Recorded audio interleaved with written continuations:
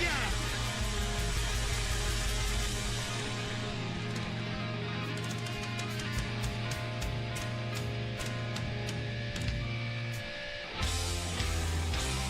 you very much.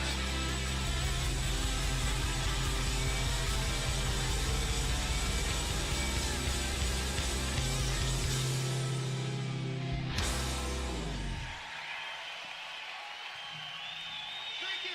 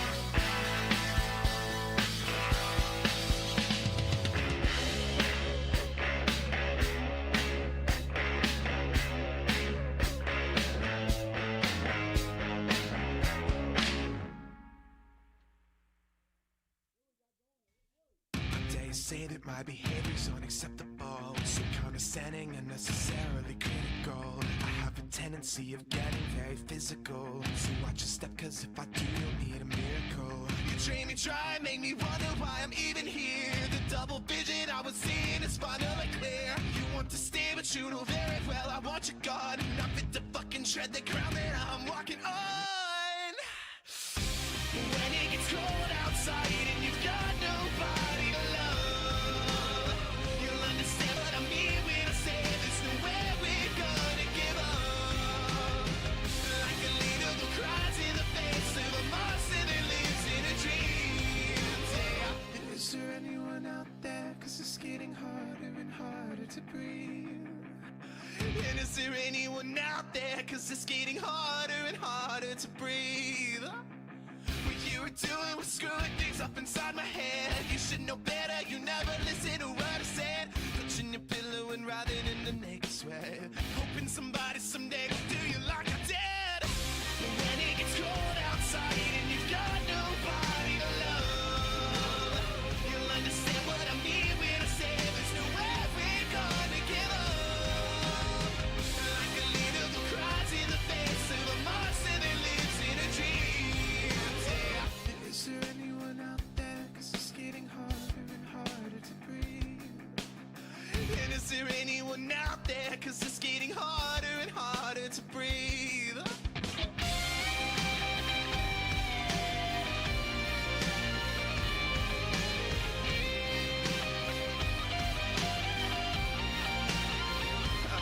Does it kill? Does it burn? Is it painful to learn that it's me who has all the control? Does it thrill? Does it sting when you feel what I bring and you wish that you had me to hold? When it gets cold outside and you've got nobody to love, you'll understand what I mean when I say there's nowhere we're gonna give up. Like a leader who cries in the face of a monster that lives in a dream. Yeah. Is there anyone out there? Cause it's getting harder and harder to breathe. And is there anyone out there? Cause it's getting harder and harder to breathe. And is there anyone out there? Cause it's getting harder and harder to breathe. And is there anyone out there? Cause it's getting harder and harder to breathe.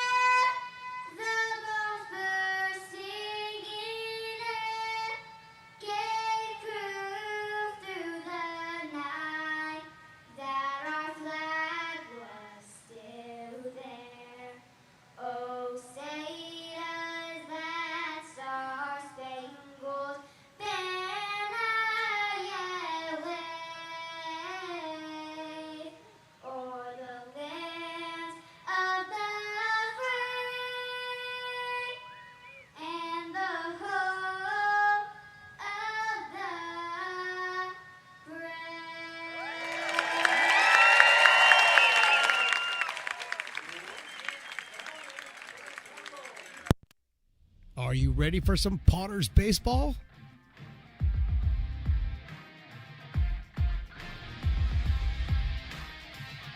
Potters baseball brought to you by Stones Broadcast Networks.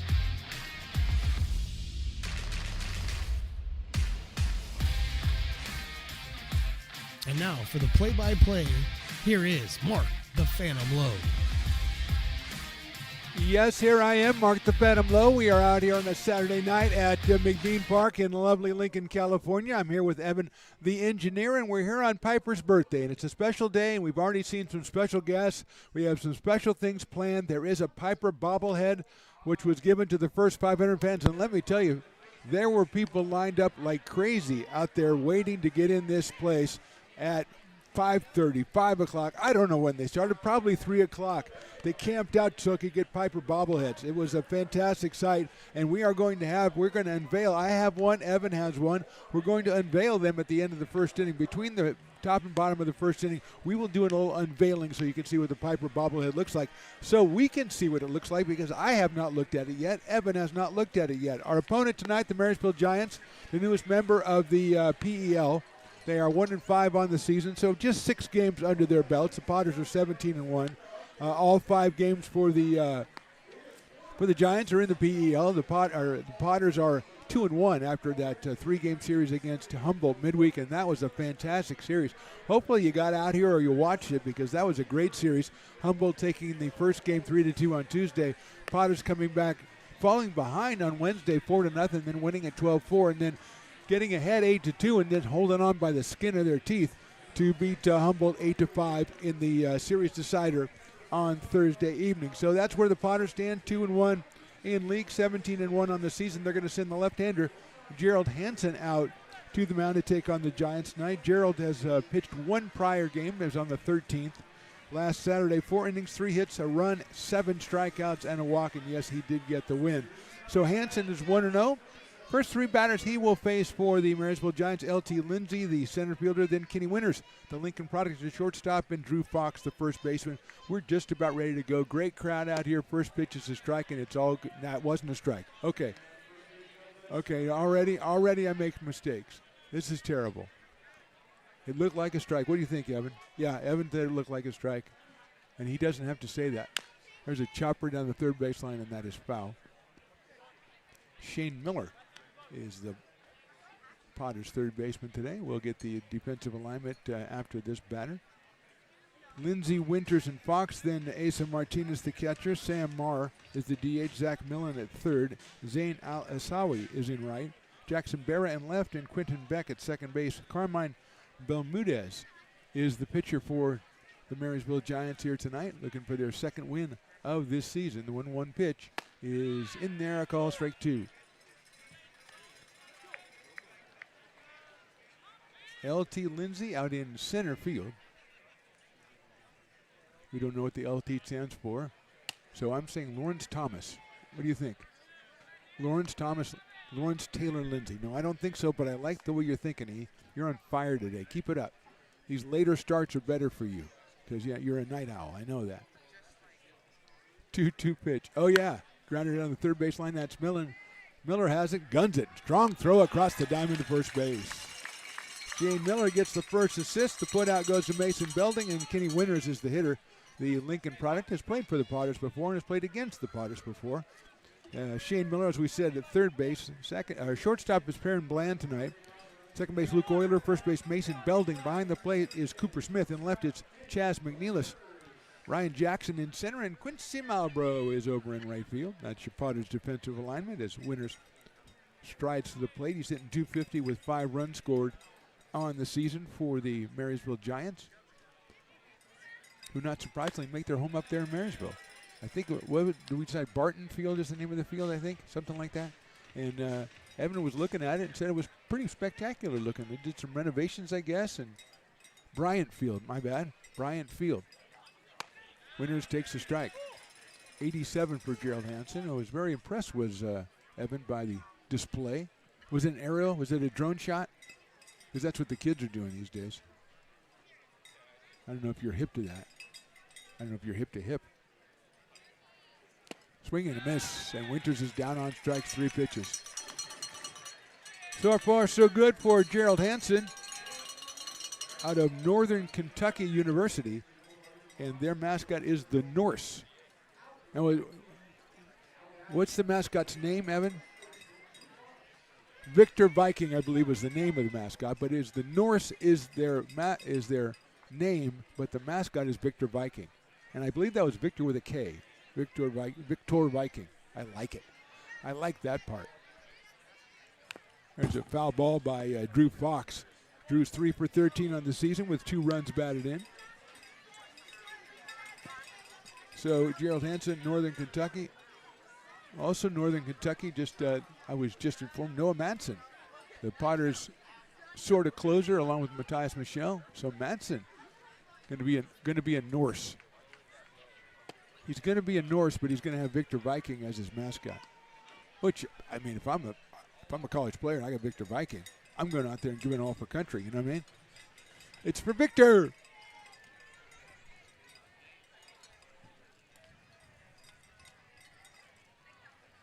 Inside.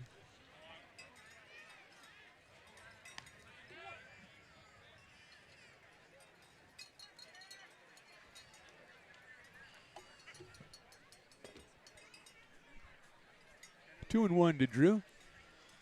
He is the first baseman for the Giants, and he swings and misses. The Giants got some snazzy numbers on the back. Those are nice digits. I like them. The 9, the slanted like 9 and stuff. I like it. Kind of a dark blue, light blue kind of thing. Looks good. I like it. Striking, if you could say. They're striking numbers. Ground ball, third base side, foul. So it's Piper's birthday. 500 fans got bobbleheads. We'll unveil them in a couple of minutes here. Also, we've got some visitors. We've got Zeus from Lincoln High School is here.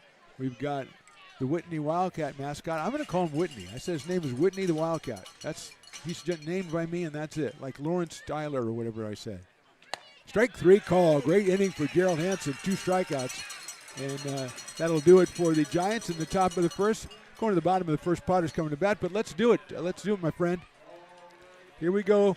I've got the bobblehead right here. Pull it out of here. And here it is. Piper the Peacock. Where's my camera? Right there. Piper the Peacock. Now, that is not a neck brace. That is the styrofoam, but I'm too lazy to take it off. So there's Piper. That's what 500 people get. Well, 498 because Evan and I got one.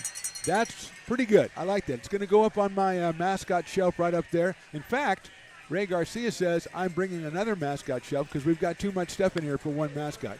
We've got Piper, Cletus, we've got Stones and I. Anyway, here's your, there it is. Here. Oh, wait a minute. Hold on. Get in here. This is Evan coming in. He's got a little attachment. So he's pumping the chair. Everybody pump it up. You got to pump it up. Nice. Well done, Evan. That looks pretty good. I like that. Evan scores again. Let's take a little break, come back with more baseball. Pirates fans, want to keep restoring and renovating historic McBean Stadium? Now you can become a member of Friends of McBean. Annual membership start at $50. Become a member now at friendsofmcbean.org. This job is the Esplanade at Turkey Creek phases 4 and 5. Our scope of work for this project is full scope, so we've got all the underground, all the joint trench, and all the topside included with it. We're putting in sewer pipe, manholes. We're not doing services yet. We go through and do all the main line, and then we come back and do all the services after that. I would say this project right here, the one we're working on, is probably about a 2-month project. It's very costly to the developer, so beating the schedule is very important, more important than most projects. It's got a lot of groundwater, so we've got an extensive groundwater pump system in place. It's just cool to be a part of the built environment and know that for the next 100 years that people are going to use and enjoy what we've created here today.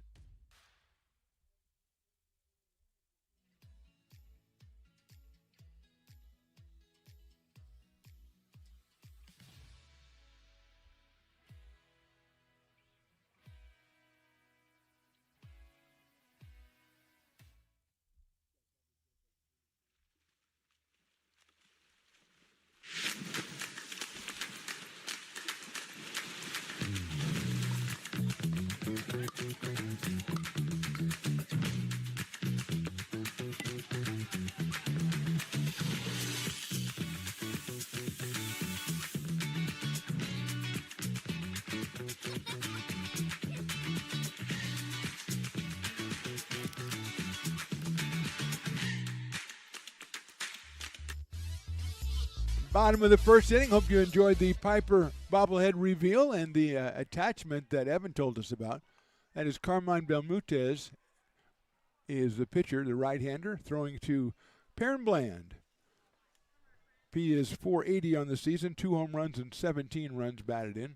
And hits a ground ball up the middle. That'll get into center field for a base hit.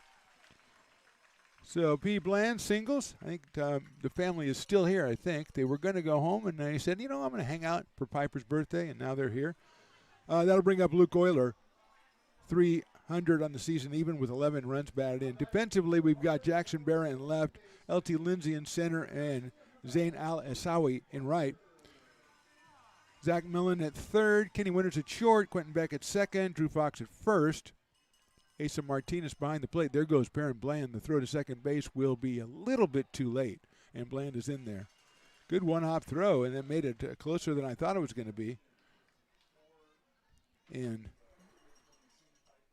Carmine Belmudez is the pitcher. Euler out of Rockland, California. There goes Bland. Now it's a bluff, and it's high for a ball. And the University of Nevada, Reno. 50-50, the Lincoln FC. They usually get some bucks when they come out here. They're going to be going to a lot of tournaments. That is outside again.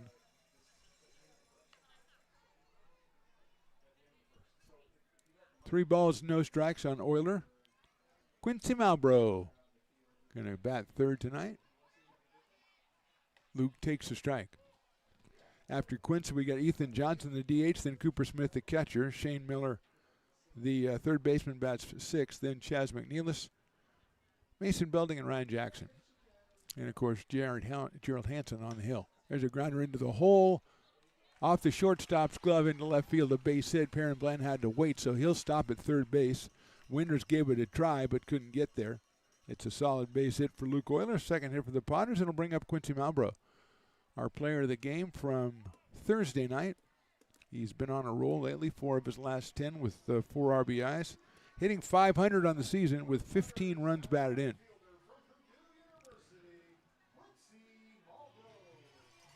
Up here with first and third, nobody out. In the bottom of the first, Gerald Hansen mowed through the Giants lineup. 1, 2, 3 in the top of the inning. There goes the runner. They're going to throw through to second base, and he is safe. No movement by Bland at third, so Euler gets the stolen base. Asa Martinez having to make a lot of throws early in this game. Malbrough with a chance to get 2 more RBI and tie Perrin Bland for the team lead. And P has been on top of that category almost the whole season. Quincy takes low away and gets away, and here comes the runner from third. That is Bland, and he does score. Moving to third is Luke Euler. Potters put a run up on the board on the wild pitch. And it is 2-0 on Quincy Malbrough. My prediction today is that I was going to say a left-handed hitter will get a home run. That's my prediction. That's outside. Evan says Chaz McNeilis. I was thinking Ethan Johnson or Mason Belding, but I think it might be time. I don't think Belding has one yet, and I think it might be time for MB to break out. Belding belts one. I just like the sound of it. It's alliterative. There's a good pitch right down the middle for a strike.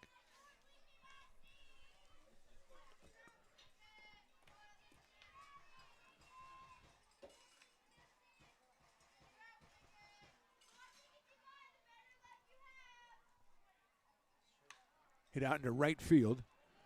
Asawi makes the catch, the tag, the throw. It's a strong one, but up the line, and it's a sacrifice fly from Malbrough.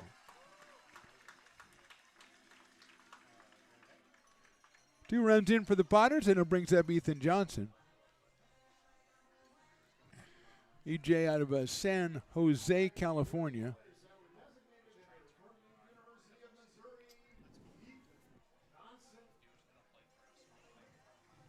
Johnson, 367 with a home run and 6 batted in. Big left-handed hitter. Takes the strike.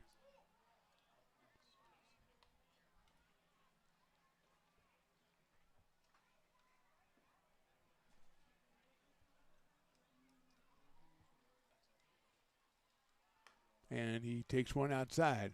1 ball and 1 strike.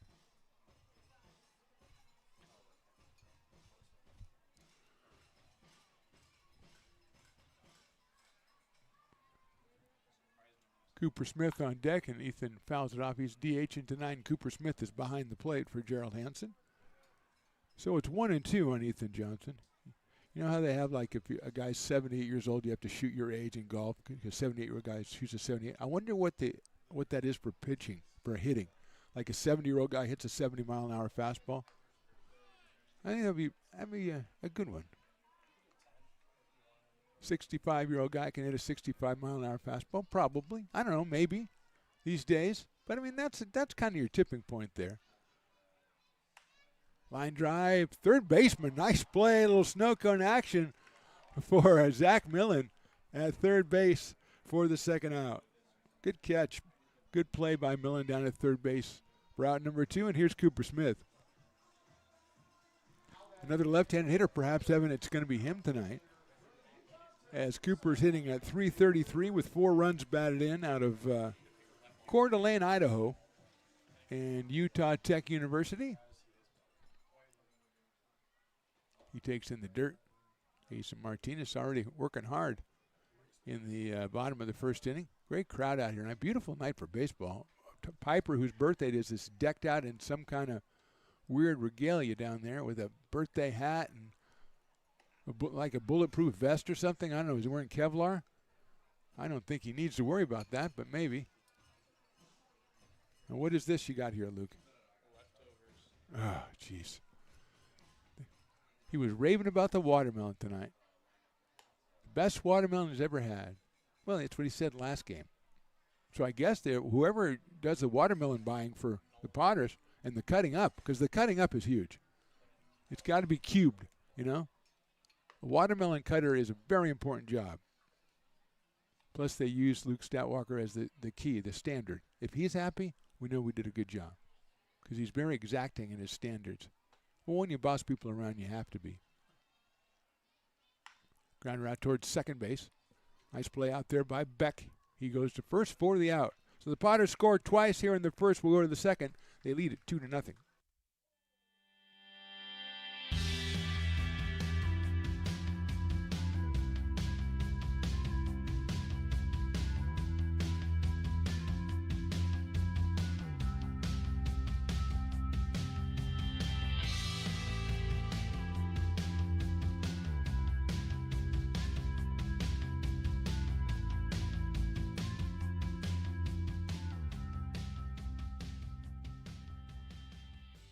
Lincoln Potters Baseball. Placer County's best-kept secret is back for another exciting summer at historic McBean Stadiums. Loaded with fun for the whole family, local beer, wine, and eats. Fireworks, giveaways, theme nights, kids zone, and more.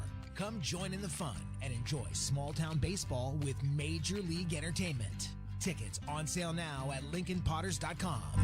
Lincoln Potters Baseball. Come on out and join in the fun.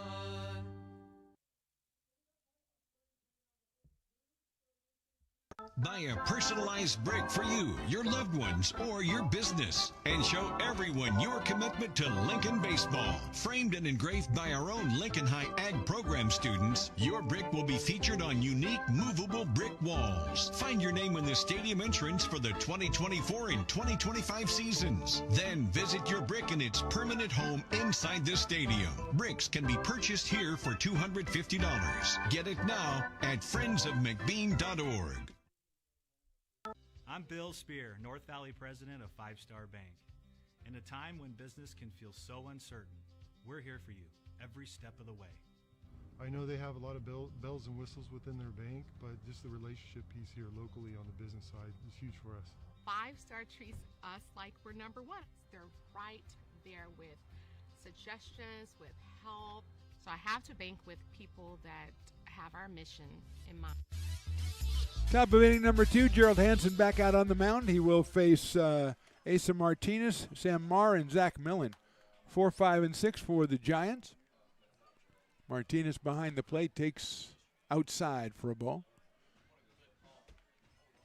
Asa didn't have him in the stats, so this might be his debut appearance for the Giants, who are skippered by Tyler McIntyre, who seems like a fine young man.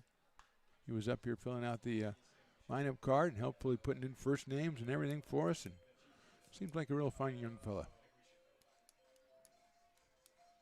Excited to have the Giants in the PEL. And they are down 2-0 here. Hanson, there's a check swing. I think he swung. Oh, come on, ump. No, he didn't hear me. 2-1 now on Asa Martinez. Tough going so far for the Giants as they've had to play Healdsburg a couple of times and the West Coast Kings a couple of times. That's popped up to short right field.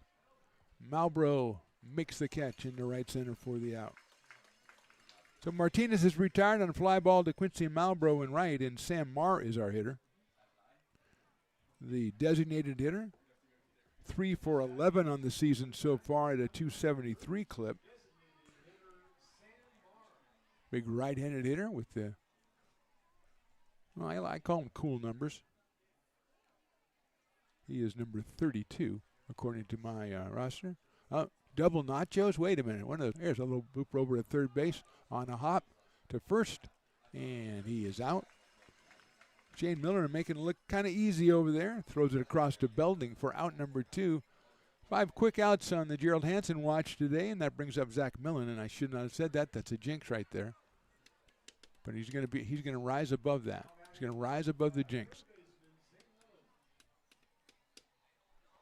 Left-handed hitter, Mr. Zach Millen, who is 1 for 6 on the season, made a nice catch in the bottom of the first inning.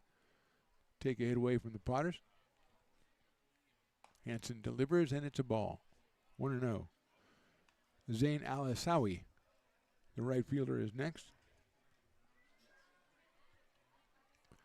Zeus from Lincoln High is here. Also, Whitney, the Wildcat, is here outside. But I got to call. Where's the Raging Rhinos? Where's the Rhinos? Where's that weird guy from Glenn Edwards, I think, the Eagles, that was really weird a couple of years ago? Where's the rest of the people? Where's Stomper? Where's Dinger? Where's everybody? Where's the Phoenix Gorilla? Where's the San Diego Chicken? Phoenix Gorilla is the man. And he's been around for quite some time. Since he was when I was a King season ticket holder in 1985. He was there then. I don't know the same guy. I'll be honest with you. It might be a different guy. But the Chicken never goes anywhere anymore. He could have made it, just jetted up. What's he doing? So the Grill's not here. Where's Philly Fanatic? Don't see him. Don't see him. What happened to Mascot Love? Come on. Not Muskrat Love. Don't say that. I know you love the captain at Tennille. Right back up the middle off the leg of Hansen. It's going to have to get it underhand to first, and he got in. So Hansen uses the leg, uses the arm, uses whatever he needs. He got the third out in the second inning. We go to the bottom. Inning number 2, Potters on top 2-0.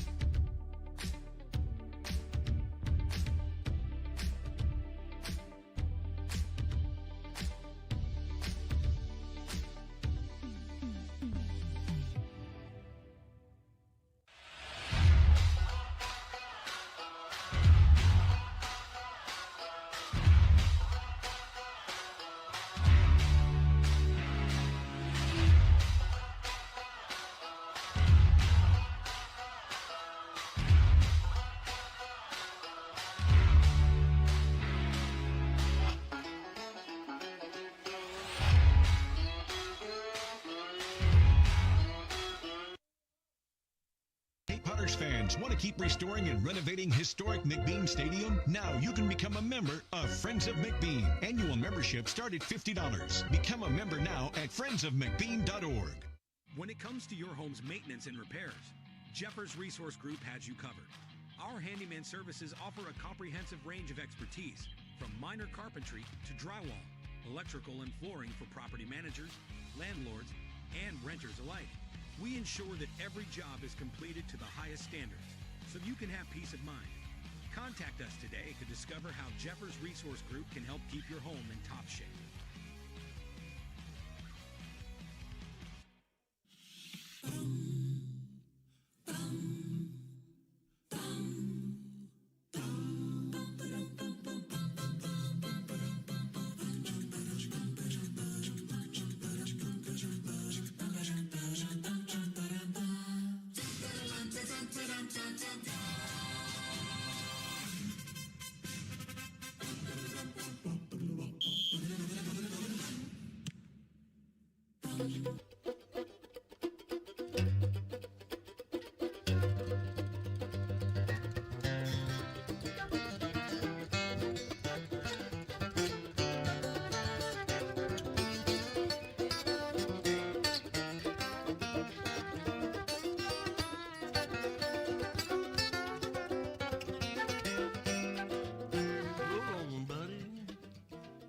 whistles.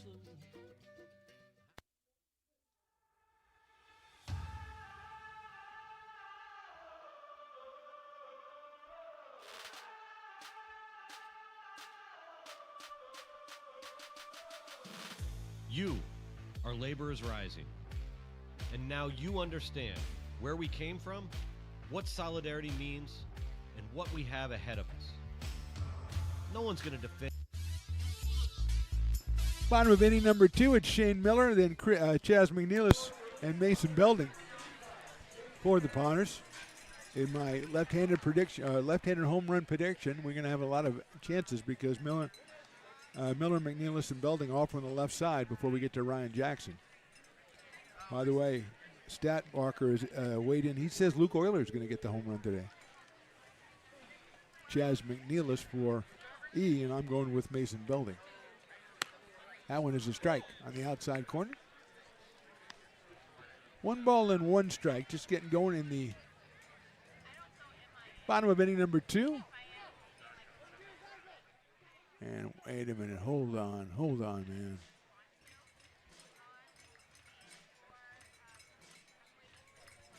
One ball, 1 strike.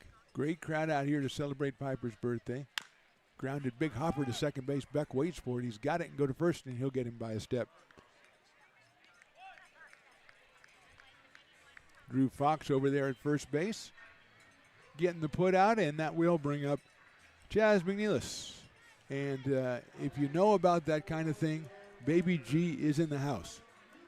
So Evan got excited for some reason, and so did Statwalker, and I don't know what's going on. We're still trying to talk to Baby G's people to get him up here for a chat. But his handlers are very strict. That's hit high in the air to right center. Coming on over is Lindsey, and he'll make the catch in medium deep right center for the second out. And here is my guy Mason Belding. MB we call him. His fans are called Belding's Belters. His fan club. I mean, he's hitting 300 with 6 runs batted in out of Del Oro High School, Grass Valley, California, Louisiana State University. He's going to take a ball underneath Asa Martinez.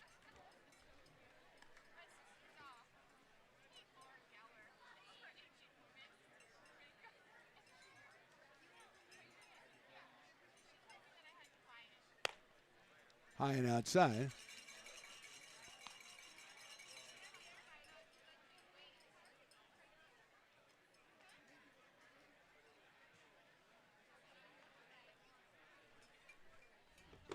That's inside Mr. Belding, and it's 3-0, so obviously the pitcher knows that Belding has been tapped for home run duty today, so he's pitching around him, which is smart. I'm not saying it's not smart. Carmine Bermudez, the pitcher for the Marysville Giants today, and he gets in there with that one for 3-1. 2 outs here in the bottom of inning number 2. Potter scored twice in the first inning on a wild pitch that scored Perrin Bland and a sacrifice fly for Malbrough. Swing and a miss. That brought in Luke Euler.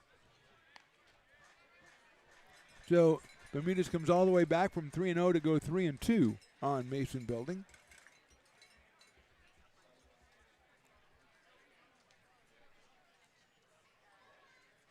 He lines it in the left center field on the move, and making a catch in left field is Jackson Barra. So good play by Barra in left. 1-2-3 for the Potters in the second. We go to the third. They're on top 2-0. Bill Evans, president of the Placer County Association of Realtors. We're in the store, our conference facilities. An amazing team helps keep together an amazing organization, and we thank them all. This organization can't do what it does and can't run the way it runs without the help of so many members volunteering their time. The success of the Placer County Association of Realtors is largely dependent on our active volunteer members to help our organization and industry. The work of our committees greatly impacts our ability to champion efforts across the board and giving back to the Placer County community wherever we can. Like all service organizations, I wanted to serve. And getting involved with the affiliate committee was the perfect way to do that. I love being able to serve my community with my business friends and other leaders, and give back to those who are in need. The thing I love about the PCAR committees is they all work toward the same goal of bringing the community together to support those in need in our surrounding area. I instantly came to the meeting and had a wonderful time, felt like I was a part of something bigger, and it was just the start of my leadership journey. Hey, Potters fan.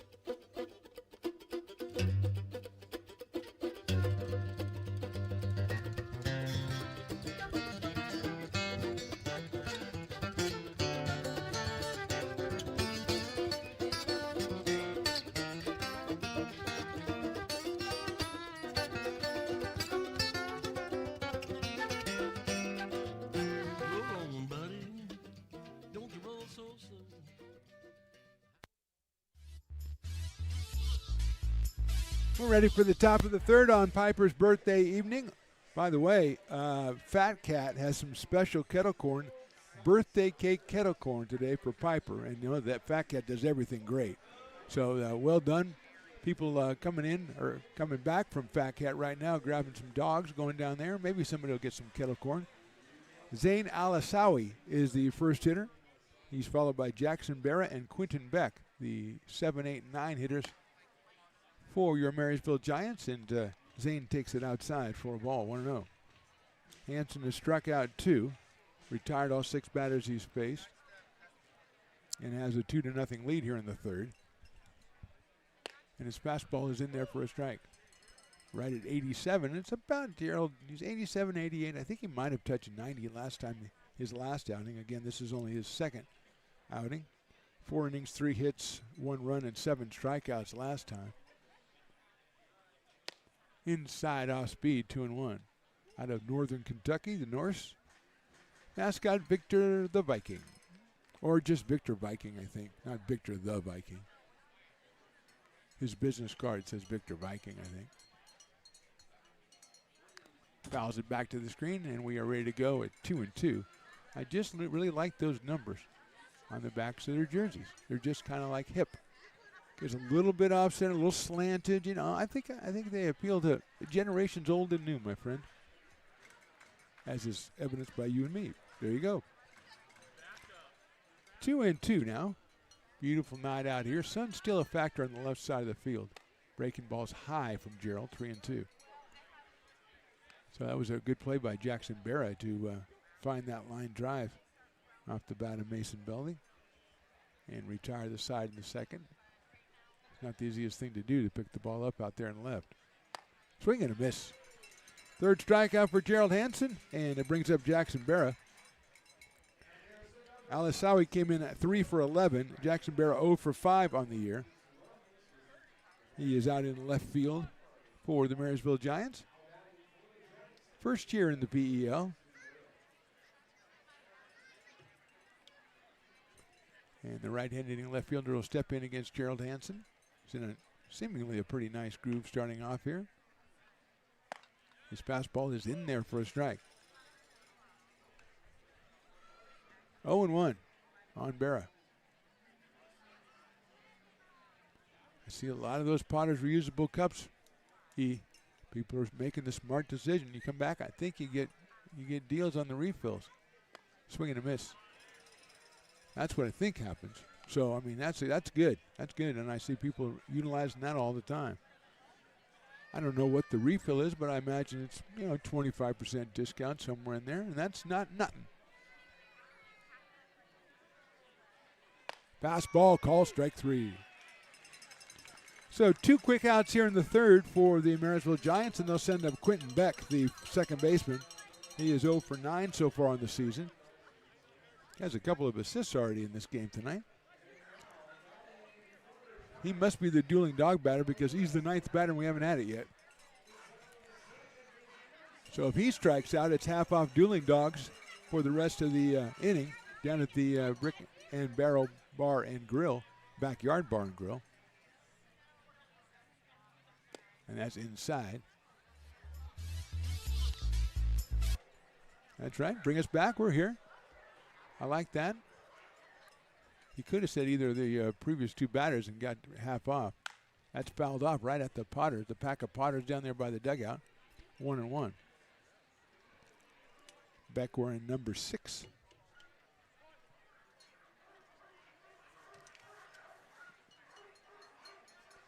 And Willie's bringing out the big dogs on the mixtape now. He really wants 50% off.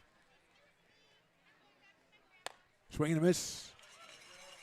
That's that comfortable 87 from Hanson. We're 2/3 of the way there to 50% off. So 2/3 of 50 is right around 34. So that doesn't matter. Don't worry about that.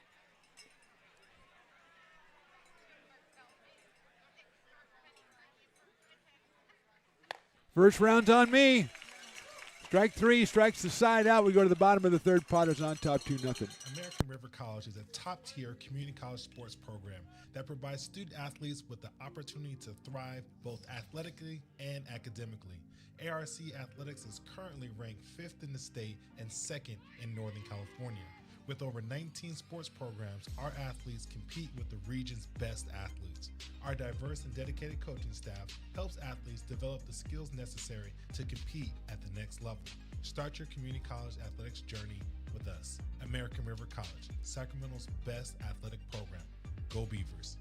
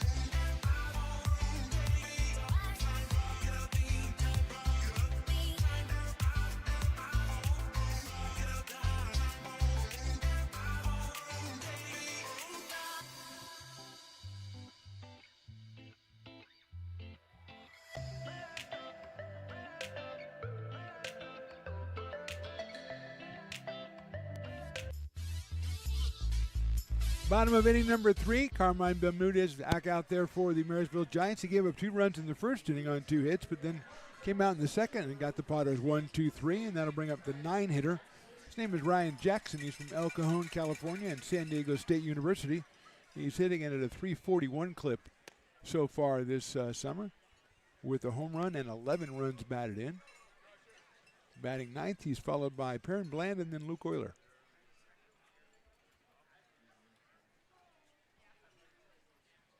Outside, Asa Martinez behind the plate, flags it before it goes back to the backstop.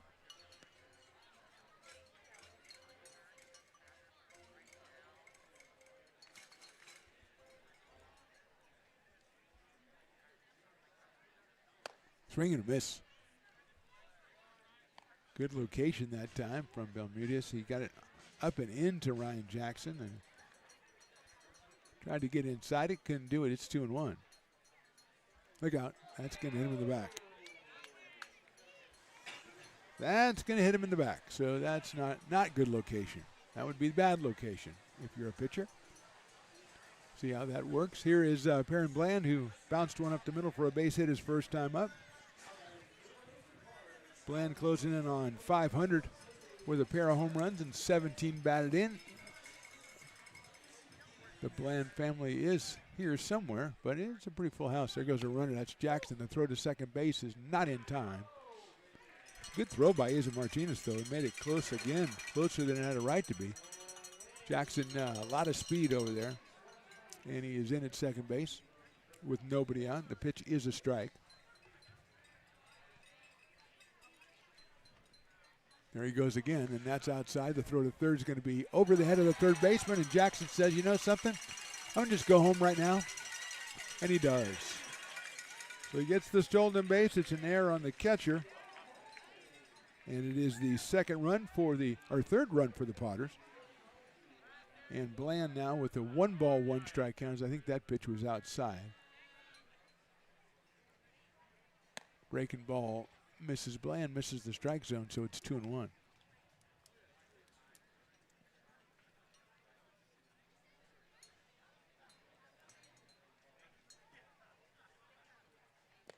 That hits the dirt. 3-1. Potters up 3-0 now. Trying to go 3-1 in PEL play after that very tough series, very entertaining series against the Humboldt Crabs.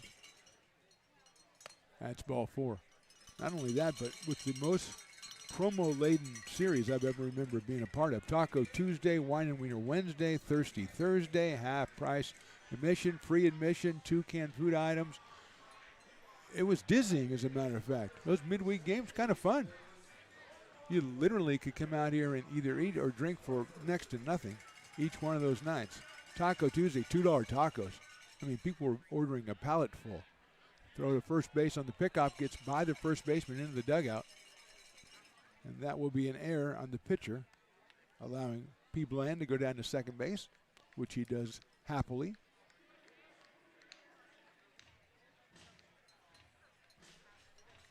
He singled and scored his first time, and he has walked. Here's a good-looking pitch called the ball. 1-0 to Luke Euler, who singled his first time. He also scored. Luke's playing second base for the Potters tonight. Bland at short, and the newcomer Shane Miller over at third. Outside.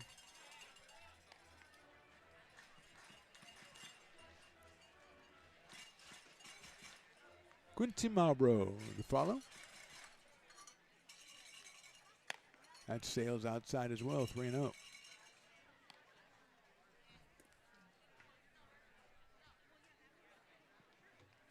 Three balls, no strikes. Got activity in the bullpen as the fourth ball comes across to Euler. So 2 on, 1 in, nobody out, and here's Quincy Malbrough. Sacrifice fly in the first gives him 16 runs batted in on the season. Looks like number 24.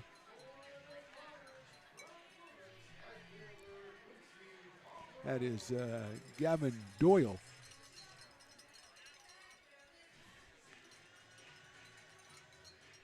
Well, it's kind of hard to see the last name.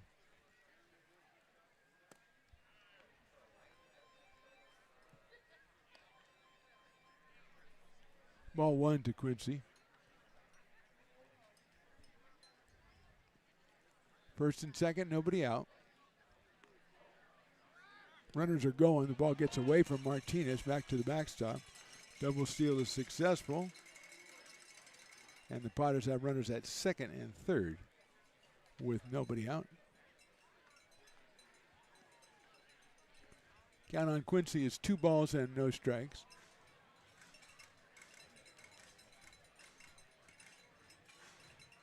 Ryan Jackson started us off. He was hit by a pitch, then a walk to Bland, a walk to Euler, and the double steal. Quincy takes high for a ball, 3-0.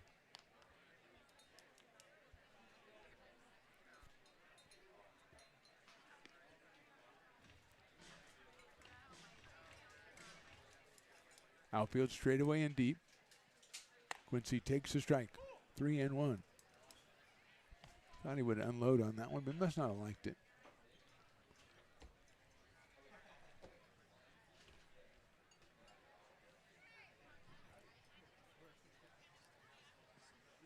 Quincy hits it high in the air, short center field. Coming on is Lindsay, still coming on.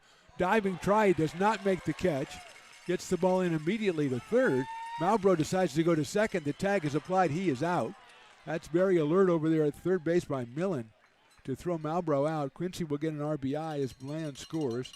Euler ends up at third.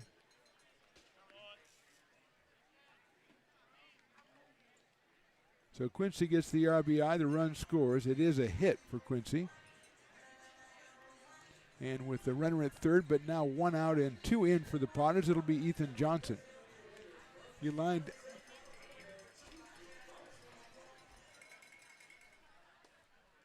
That's inside. Nice block by Martinez. It could still be Doyle or Dale. No, we'll have to wait and see. I don't know. Maybe one of the relatives will call in or something. It's just you can't read it on the sheet that he gave us. And I know that Tyler is a good guy here. It looks like an L or a B, certainly, yeah. 2-0 now on Ethan Johnson. Cooper Smith to follow him. Down low, 3-0.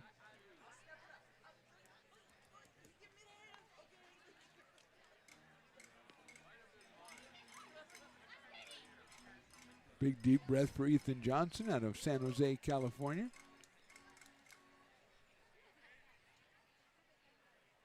And ball 4. So a hit batter, 3 walks, and a single. And we're going to have a meeting at the mound. There goes the aforementioned Tyler McIntyre out to go to talk to Bermudez. And he has the right-hander in the bullpen.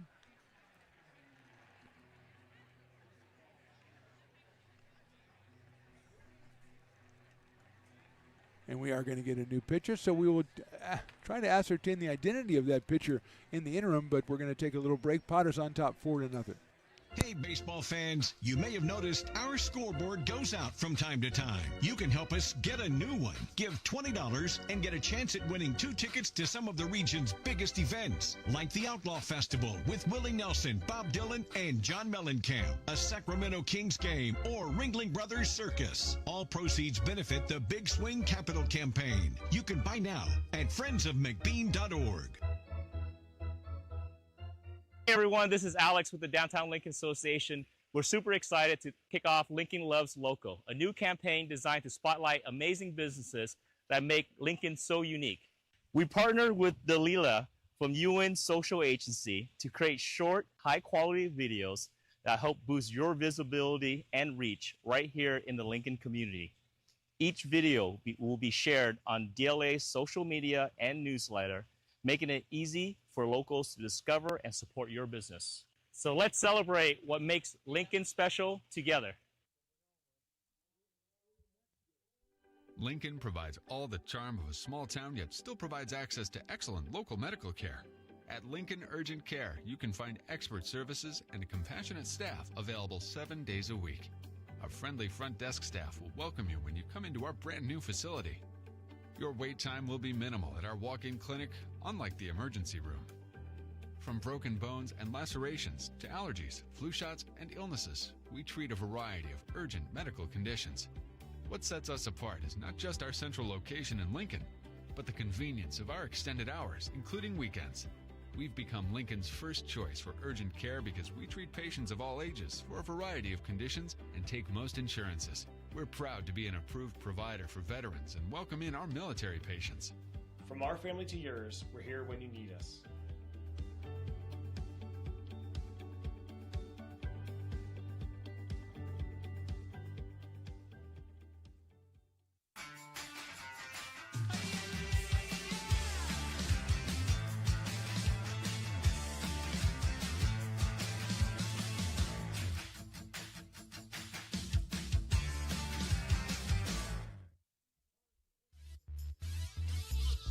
New pitcher is number 24, Gavin Dabe. As much as we can figure, he will come on to face Cooper Smith as Bermudez went 2 1/3 innings, gave up 3 hits, 4 runs. He's responsible for the runners on the bases right now. He hit 1 and walked 3. First pitch is down low to Cooper Smith, who grounded to second his first time up. So Cooper is 0 for 1.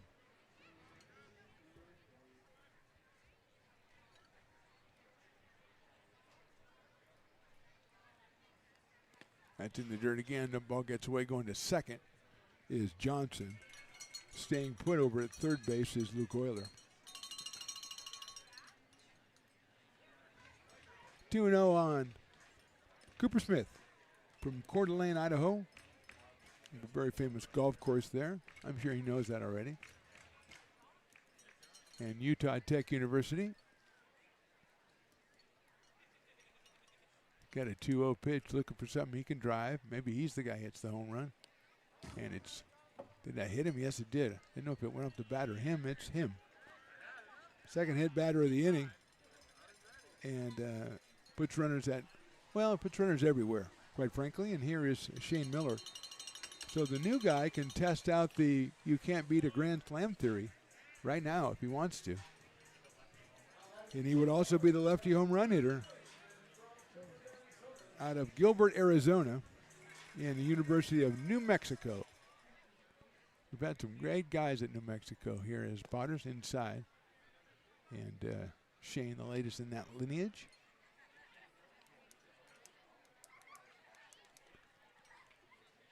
One ball, no strikes on Miller, who grounded to second his first time up as well.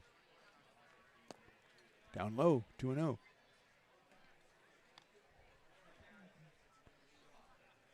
Gerald Hansen's got 3 innings for the Potters, 9 up and 9 down with 5 strikeouts.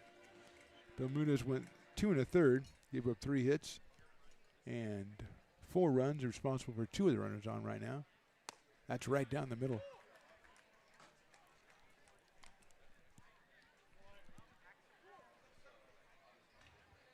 Two balls, 1 strike on Cooper Smith. He's followed by Jazz McNeilis, the Las Vegas kid. That is a strike. Then the Las Vegas kid I just heard from Bryce Harper, hit for the cycle today. So Las Vegas in the news, as they often are, for a variety of reasons. This time it's Bryce Harper hitting for the cycle. 2 balls and 2 strikes. And that's in the dirt, down low and inside, 3-2. Just 1 out here in the third. The Potters have scored twice. They have the bases loaded.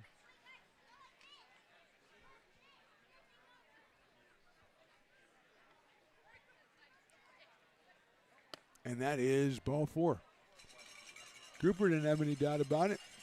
Luke Euler will score. Cooper will get himself a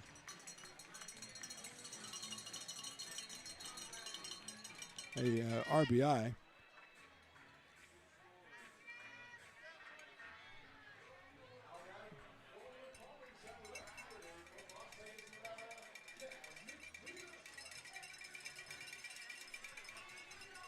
So here's McNeilis.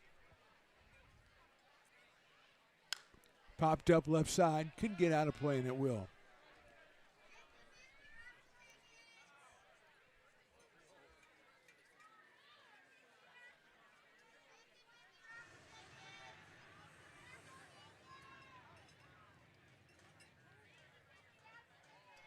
Oh, 1 pitch.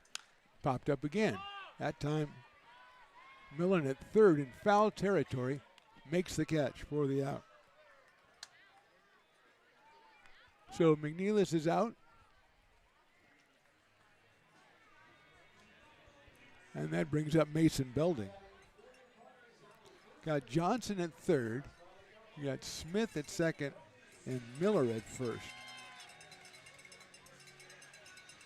2 outs. 9th batter in the inning is Mason Belding. Bases still loaded.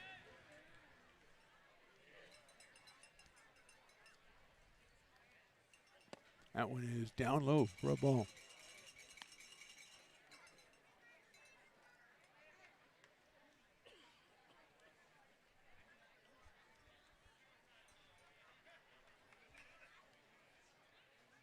That's hit high to right field.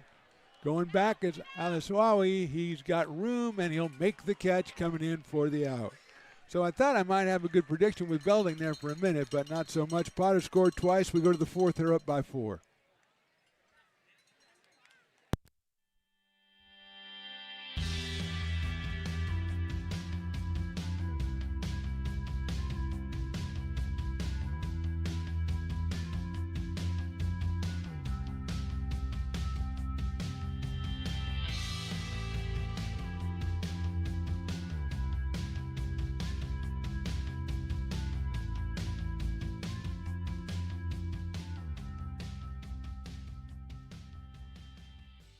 Lincoln Potters Baseball. Placer County's best kept secret is back for another exciting summer at historic McBean Stadiums. Loaded with fun for the whole family, local beer, wine, and eats. Fireworks, giveaways, theme nights, kids zone, and more.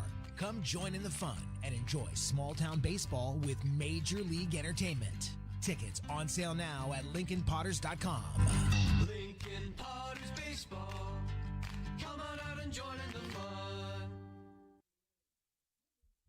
Buy a personalized brick for you, your loved ones, or your business, and show everyone your commitment to Lincoln baseball. Framed and engraved by our own Lincoln High Ag program students, your brick will be featured on unique movable brick walls. Find your name in the stadium entrance for the 2024 and 2025 seasons. Then visit your brick in its permanent home inside the stadium. Bricks can be purchased here for $250. Get it now at friendsofmcbean.org. I'm Bill Spear, North Valley president of Five Star Bank. In a time when business can feel so uncertain, we're here for you every step of the way. I know they have a lot of bells and whistles within their bank, but just the relationship piece here. Top of inning number 4, Potters lead 5-0, not 4-0 as I erroneously reported, although E had it right on the scoreboard, so there you go. LT Lindsay starts us off, then Kenny Winters and Drew Fox. Top of the order for the second time against Gerald Hansen, who has struck out 5 his first time through, and his first pitch is a strike. Took a little bit off that one to get ahead 0-1 on LT Lindsay, the center fielder. 200 on the season for LT and 2 runs scored. Takes that one outside as we watch the Lincoln FC selling the raffle tickets. I think they're doing a tremendous job because the money, the total I'm hearing is very high already for the high in the air, left field and foul. Grassy knoll, well populated out there tonight. That one goes over their heads and onto the park proper. I think we got Little League TOC or something behind us tonight, so there's busy stuff happening in Lincoln tonight over at McBean. 1-2 coming up from Gerald. Sails it high and outside, 2-2.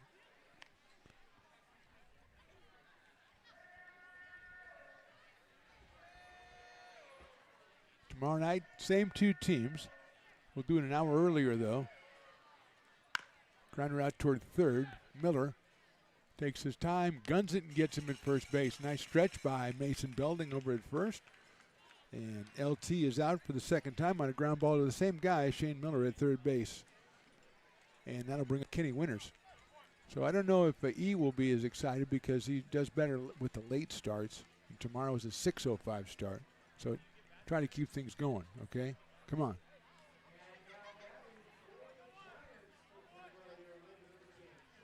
Here's Kenny Winters, 250 on the year coming in, struck out back in the first inning, so he is 0 for 1, has scored 5 runs on the summer.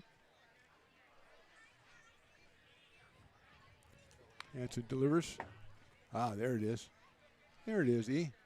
The chair out of my bobblehead fell off, and Willie found it. I think that's a tremendous, tremendous accessory for a bobblehead. One of the best I've ever seen, really. The chair so you can do the pump 'em up that the Potters do in the 9th inning. And there's 500 of them, or 498 anyway. Check swing, did he go? I say he did, and so does the umpire. 498 because E and I got one. I'm just putting it up on my shelf in here. I don't think Evan may be taking his home. I don't know. I put it up here for posterity. Well, I got 2 Pipers. I got a Potter, weird little kid. I've got Cletus. I've got Zeus. I've got Ryan Stevens. We've got Stones and myself and a couple of Potter cowbells and a plush toy, a Piper plush toy. That's a pretty good arrangement there. Pretty good array there, Willie. I got to get another shelf and get some more stuff.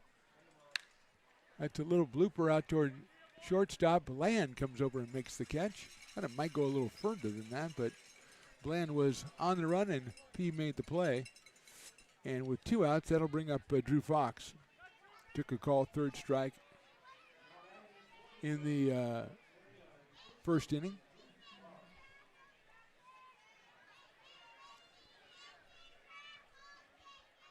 So Drew Fox is up here with 2 outs and nobody on. And Hanson misses outside. Took something off at 78 against Fox, who was 3 for 13 on the year coming in with a pair of runs batted in.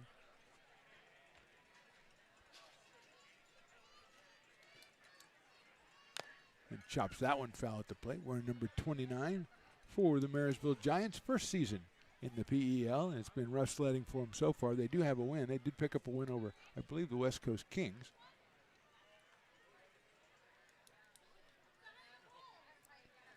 And they were going to play 2 here in McBean. Tomorrow, as we said, 6:05. Parking Lot Potters making an appearance in the press box. Always welcome. Send up some good food today. Ground roulette looks like it'll get up the middle and into center field, a base hit. So the first base runner comes with 2 outs in the 4th, and it's a single for Drew Fox. Right back up the middle, and that'll bring up Asa Martinez, who flied out to right field his first time up. The catcher making, I believe, his first appearance for the Marysville Giants.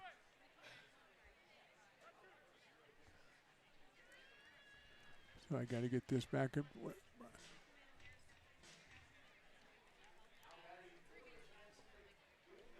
Piper with accessory bobblehead, safely on the shelf. And here's Martinez, right-handed hitter against the left-hander Hansen. Comes to the plate and comes outside. 1 ball, no strikes. Martinez followed by Sam Marr, who's the DH tonight for Marysville. They are coached by Tyler McIntyre. Big chopper out towards short.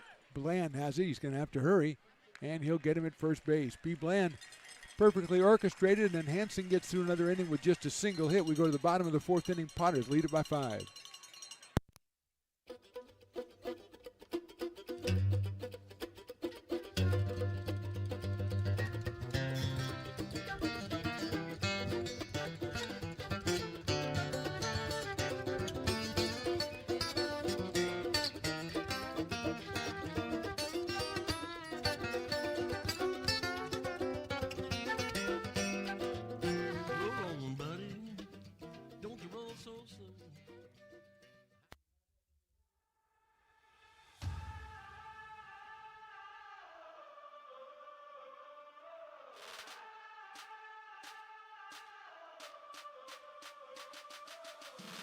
You are laborers rising.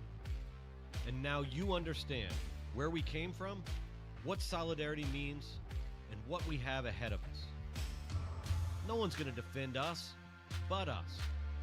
No one's going to help construction workers except us. And I can't wait to see you out there.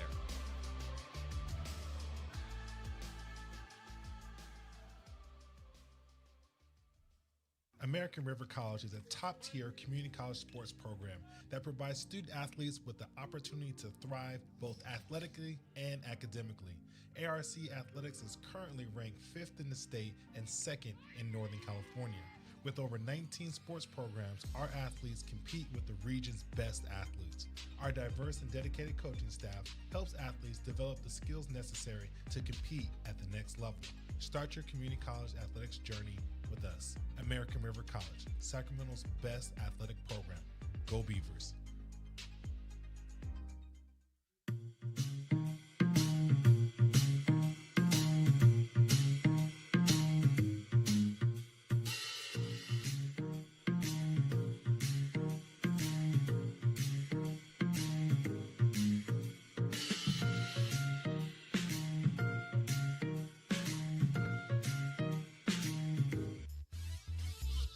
Ryan Jackson will start us off in the bottom of the 4th inning. Potters on top 5-0. Mark the Phantom Low along with Evan, the engineer, and Gavin Dabe, the second pitcher for the Marysville Giants.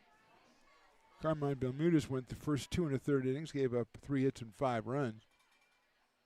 That one's outside. Jackson was hit by a pitch his last time up, and he scored. That was in the 3-run 3rd inning. Ryan at .341 on the year. Has a home run and has driven in 11 runs for your Lincoln Potters. Looking to go 3-1 in PEL play, and there's a swing and a miss. 81 from Dave. The best we can tell on the scorecard we got is DAYB. So that's what we're going with. And we're going with Dave because that's what Evan said. That's a nice pitch on the corner. Good location, 1 ball, 2 strikes to Ryan Jackson. Perrin Bland and Luke Euler to follow. Same setup we had last inning as the Potters brought 9 men to the plate. Dave misses outside. evens the count up at 2-2, and shadows pretty much the whole field now, so no sun problems for the infield or outfielders.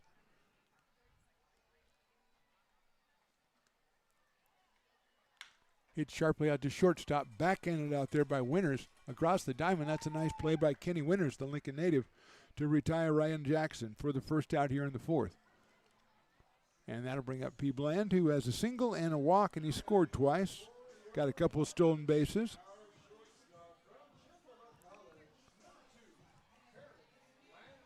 So Bland, who came in at 480, is 1 for 1 with a walk. And he takes the ball, 1-0.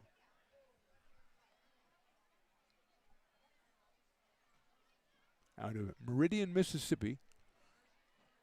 Went to Troy University, then came back for a year at Chipola College. It's a sharp grinder down to third, scooped up by Millen, and he gets the out at first base. So a couple of good plays by the left side of the Giants infield. And two Potters are retired here in the fourth. Luke Euler comes to the plate. He singled and walked, has a couple of stolen bases, has scored twice. Came in here at an even 300, did Luke. Out of Rockland, California. Quincy Malbrough to follow. Quincy with a couple more runs batted in today. Luke check swing, it's down low. Quincy is tied P. Bland for the team lead unofficially at 17.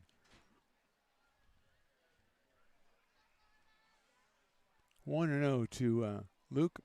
2-0 to Luke. After tomorrow's game against the Giants, and the Potters are off on Monday. They go to Healdsburg on Tuesday and go to Solano to take on the Mudcats on Wednesday. Hit high in the air to right field and deep, going back. There's not room for that one, I don't think. Reaches up, and no, he didn't. That's out of here. That is out of here, Luke Eulers. That means Statwalker is the champion of the left-handed home run derby. Luke Euler with a home run. His first of the year and 12th run batted in. That was a tough one because I saw the right fielder Alisawi go after it. He looked like he had a chance, and the umpire had to go out and make the circle, make the circular motion, and that's a home run for Luke Euler. Potters lead at 6-0. Fourth hit for Lincoln. And Quincy Malbrough coming to the plate. I had a feeling it was going to be a left-hander, Ev, but I know Statwalker got us. He got us fair and square on that one. Now we can come back. You can get a half credit if your guy hits a home run still, but he gets the title. Check swing. Did he go around? I think he did, but I get no confirmation.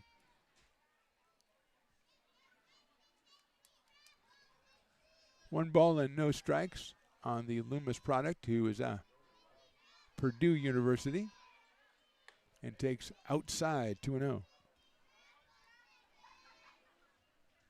Quincy followed by Ethan Johnson, tonight's designated hitter, as the Lincoln FC going for the 50-50. They are relentless. Nobody sells like I'm going to say 9-year-old girl. Nobody sells raffle tickets like them.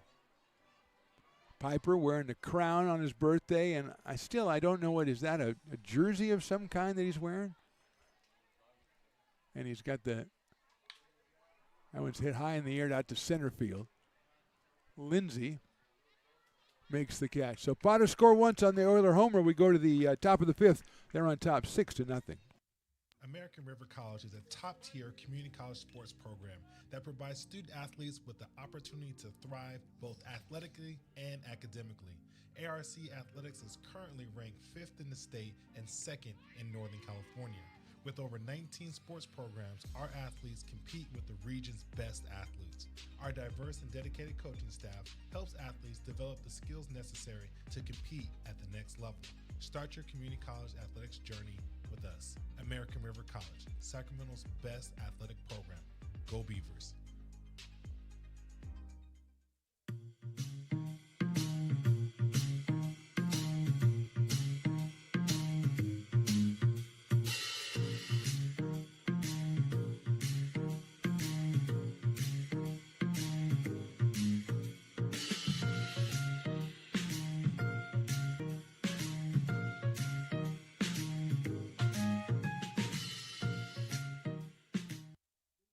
Hey, baseball fans, you may have noticed our scoreboard goes out from time to time. You can help us get a new one. Give $20 and get a chance at winning 2 tickets to some of the region's biggest events, like the Outlaw Festival with Willie Nelson, Bob Dylan, and John Mellencamp, a Sacramento Kings game, or Ringling Brothers Circus. All proceeds benefit the Big Swing Capital Campaign. You can buy now at friendsofmcbean.org.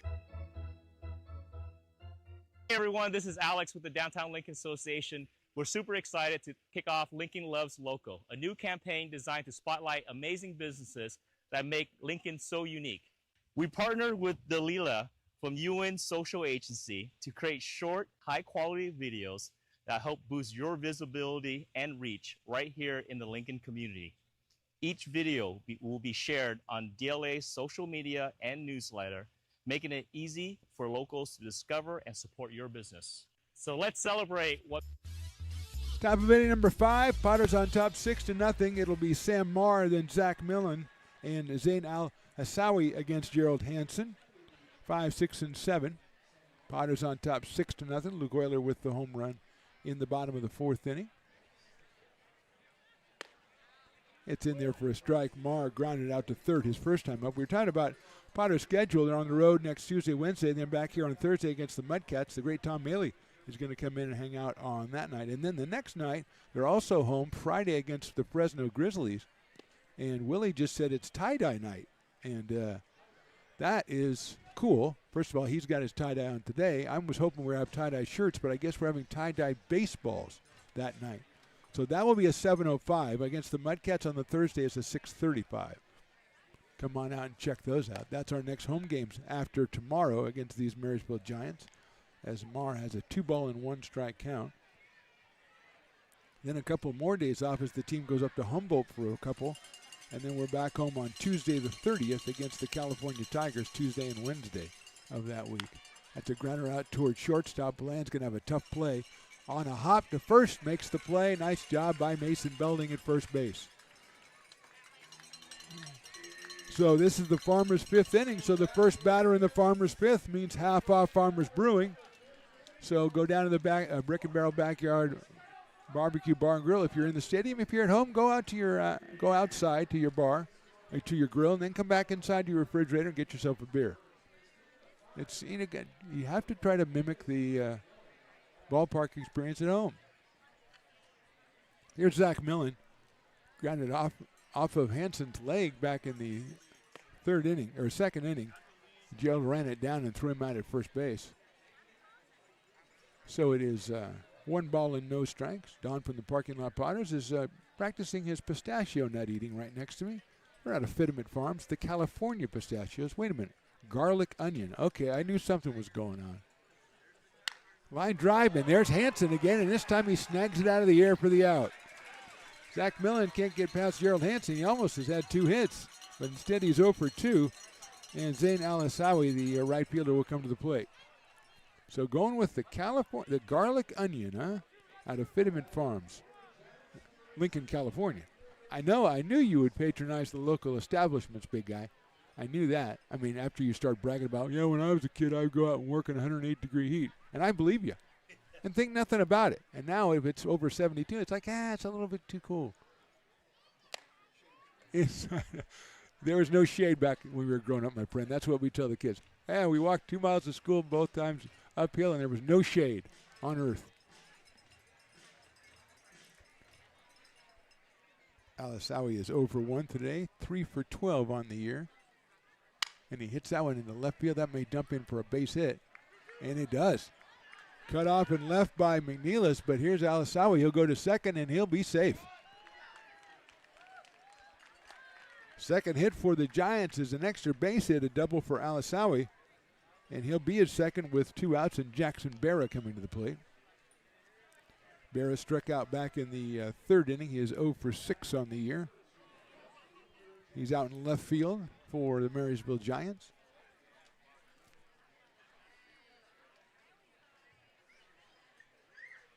Perfectly placed by Al-Hassawi on that one. And McNeilis was on it as quickly as possible, but Zane said, I'm going for 2. I'm not stopping at first. I drove all the way down here from Marysville. Swing and a miss by Barra. 0-1. We're on the air here, Don. You're crinkling your bottles and stuff. You know, we're out here. We're broadcasting to hundreds, if not thousands, of people. Oh, that's right. That was a shell. I'm sorry. It was just you were putting background noise in for your pistachios. That's my bad. You're a pro, my friend. 0-2 now on Barra. He probably heard you. He's probably like, that guy's got pistachios up there. 0-2. Alisawi out at second base, kind of being shadowed a little bit by Luke Euler, who's moving in to keep him close. Barra takes high and outside. 1-2, 87 from Hansen, which is about right at the top of his game. He has 5 strikeouts. Hasn't had a strikeout since the third. Has given up 2 hits, and it has a runner out at second base. That is a little bit too high, 2-2. Quentin Beck, the second baseman, waits on deck. He is your dueling dogs batter and was already responsible for 50% off back in the third inning. And we got some thirsty fans out there, Don. I think they want to go back to the Brick and Barrel Backyard Barbecue, Bar and Grill, or whatever I call it. But we'll go 2-2 on Barra. Swings and misses. He got him on strikes, his 6th of the night, and the 3rd out of the inning. We go to the bottom of inning number 5. Potter 6, Giants nothing. Lincoln provides all the charm of a small town, yet still provides access to excellent local medical care. At Lincoln Urgent Care, you can find expert services and a compassionate staff available 7 days a week. Our friendly front desk staff will welcome you when you come into our brand new facility. Your wait time will be minimal at our walk-in clinic, unlike the emergency room. From broken bones and lacerations to allergies, flu shots, and illnesses, we treat a variety of urgent medical conditions. What sets us apart is not just our central location in Lincoln, but the convenience of our extended hours, including weekends. We've become Lincoln's first choice for urgent care because we treat patients of all ages for a variety of conditions and take most insurances. We're proud to be an approved provider for veterans and welcome in our military patients. From our family to yours, we're here when you need us.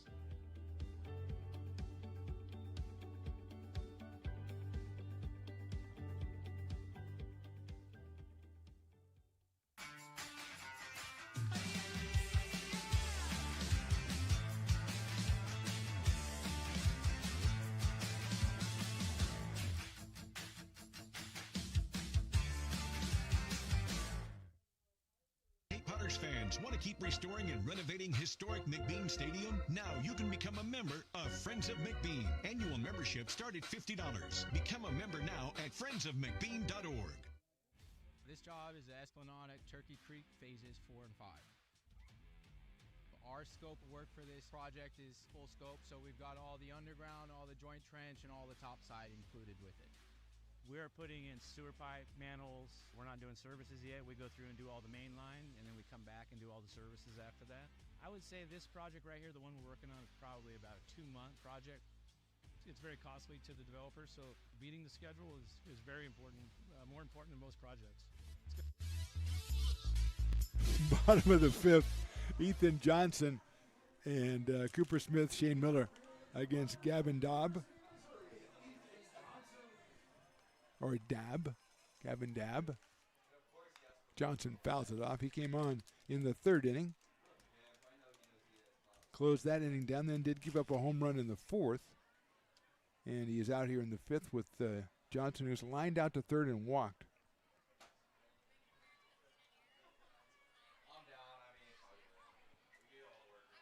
Swings and misses. Don had given me all the secrets for TJ in his menu. Said he had store-bought.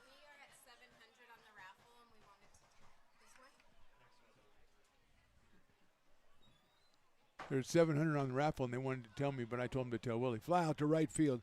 Alisawi comes on, makes the catch for the first out. So here's Cooper Smith. He's grounded to second, been hit by a pitch. As the bat boy, I don't know, Don, he looks like he's struggling a little bit to me.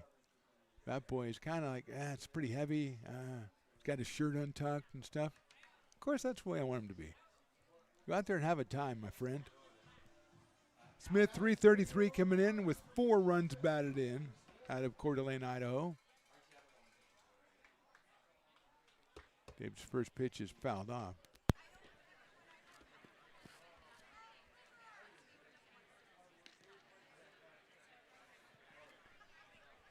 Gavin Dave, we're number 24 for the Giants. That one's hit sharply at second. Quentin Beck scoops it up. Flings it over to first for the out. Drew Fox at first base for the Giants. Two quick outs here in the fifth, and Shane Miller, who has grounded out to second and got an RBI walk, will be the batter. Shane out of Gilbert, Arizona, and goes to the University of New Mexico. They're either the Gauchos or the Lobos. I don't remember which one is which. That is down for a ball, 1-0. Piper now has, they're the Lobos, thanks E. Piper now has some sort of band tied around his head. I don't know, like a bandana or something. He's just a mess down there. Just a combination of styles and fashion choices. Line drive into right field. That is, what a play by Alisawi. Zane Alisawi with a beautiful catch to rob Shane Miller of a base hit and end the inning. We'll go to the sixth. Potters on top, 6-0. Hey, Potters fans, want to keep restoring and renovating historic McBean Stadium? Now you can become a member of Friends of McBean. Annual membership start at $50. Become a member now at friendsofmcbean.org. When it comes to your home's maintenance and repairs, Jeffers Resource Group has you covered. Our handyman services offer a comprehensive range of expertise, from minor carpentry to drywall, electrical and flooring for property managers, landlords, and renters alike. We ensure that every job is completed to the highest standards, so you can have peace of mind. Contact us today to discover how Jeffers Resource Group can help keep your home in top shape.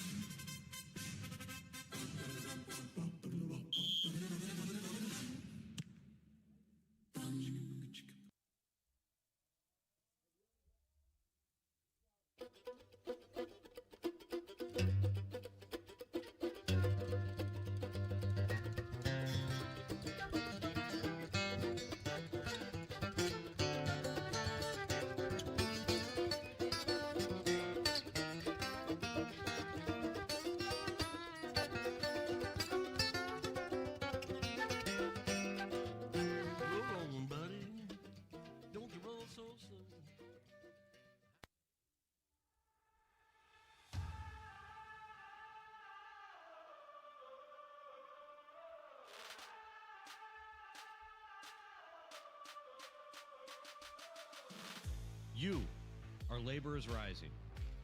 And now you understand where we came from. Top of inning number 6. Here is Dawson Raddick from Gretna, Nebraska out on the mound at Reinhardt University. Gerald Hansen was fantastic again. 5 innings, 2 hits, 6 strikeouts. So in 2 games, 9 innings, 5 hits, 1 run, and 13 strikeouts and 1 walk. So here is Dawson Raddick, the submariner, or submariner, as the kids like to say. His first pitch is swung on a miss by Quentin Beck, who is our dueling dogs batter, and already paid off one time. That was against Gerald Hansen, and see if Dawson can pay it off again. That's strike 2. Got to shout out Kim and Dan Raddick, who were out here visiting earlier in the season. Great to meet them from Gretna. They're from the Gretna group, as we call them.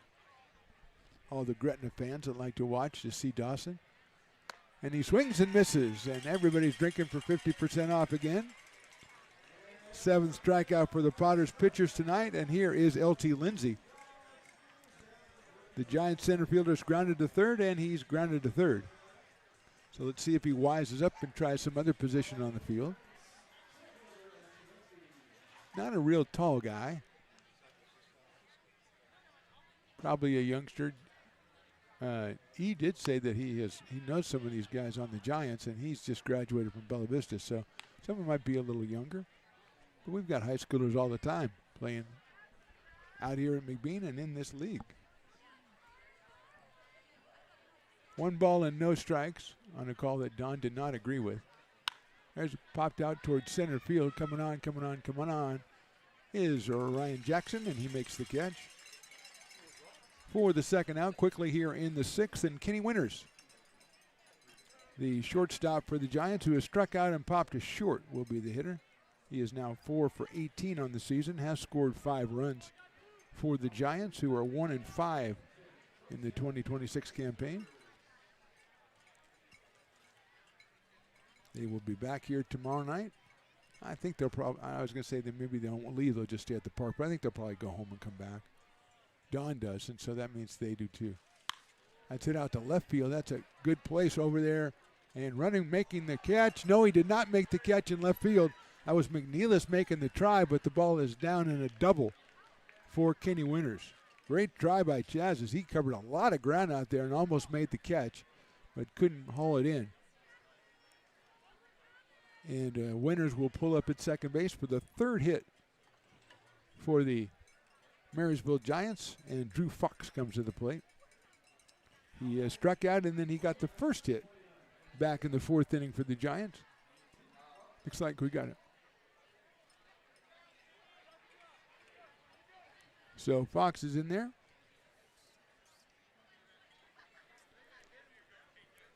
I would say easily 6'3", wouldn't you, Don? The batter, easily. Big guy. 232, okay, I like that. Very specific, I like that. Inside.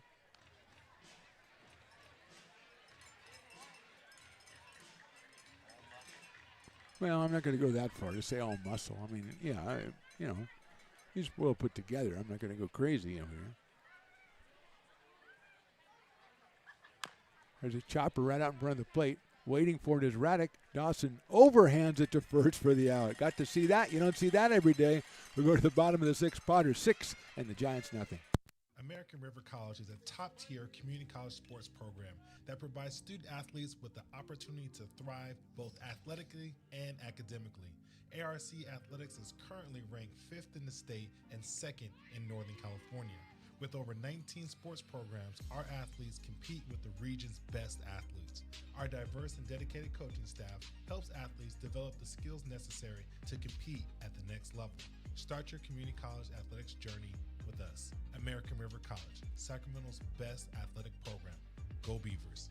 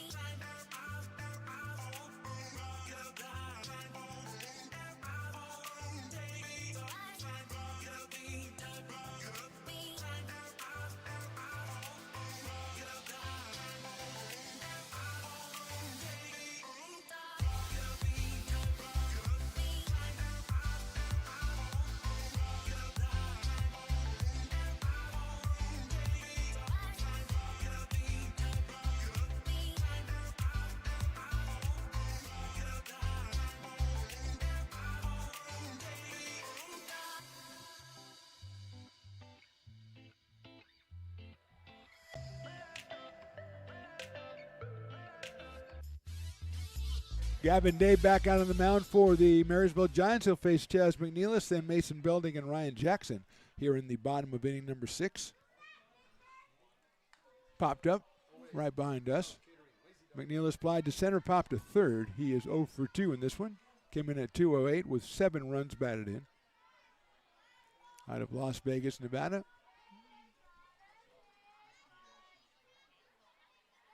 Hits it on the ground toward the hole. It'll be Kenny Winters came up with it. He wasn't going to be able to make a play, but it's a fine stop by Kenny Winters. And Chaz has himself his first hit of the night, the 5th hit for the Potters. And it'll bring up Mason Belding. It was my choice for a home run hitting left-handed hitter, but Luke Euler beat us to it, and Luke Statwalker called Luke. Evan, who did you have? I forgot. Oh, yeah, he had Chaz. Well, he got a base hit, you know. So we got Piper and Zeus and Whitney the Wildcat all together, but I don't know where the Rhino is from. There's a line drive to right field. Alisawi comes on. He won't be able to make a play. It's a single for Mason Belding, and 2 hits in a row for the Potters here in the 6th inning. Puts runners at first and second, and Ryan Jackson, the number 9 hitter, comes to the plate. He has been hit by a pitch and grounded to shortstop, has Ryan Jackson. He does have a home run. He does have 11 runs batted in, and he has scored a run tonight. Potters now with 6 hits in the game. The Giants have 3. Jackson is followed by Perrin Bland at the top of the order.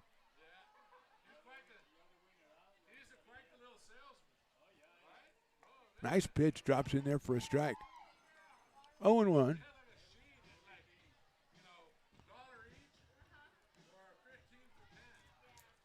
Oh and 1 now. Ryan out of El Cajon, California. A 1 pitch is lined into right field, a clean base hit. McNeilis will come around third. He will score. The throw is cut off. It's an RBI single for Jackson. The Potters put their 7th run up on the board. And moving to second base is Mason Belding. Jackson picks up RBI number 12. As 3 straight hits for the Potters here in the 6th have made it a 7-0 ball game. And Perrin Bland is the hitter as the bullpen starts to heat up for the Marysville Giants. Dave has been here, like we said, for quite a while. He came on in the 3rd.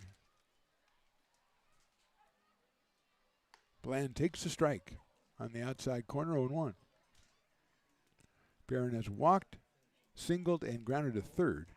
He has scored twice. First and second, nobody out. Grounder foul down the third base line. Snagged by one of the Giants over there, so it's quickly 0-2 on P. Bland. He's followed by Luke Euler.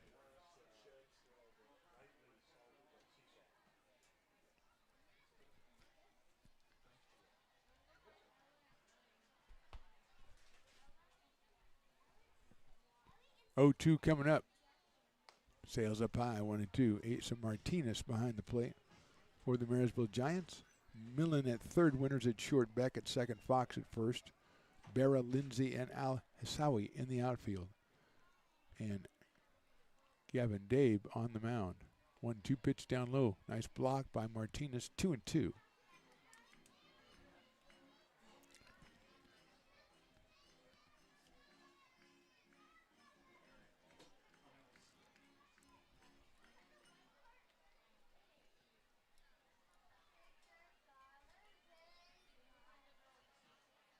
Breaking ball, swung on and missed.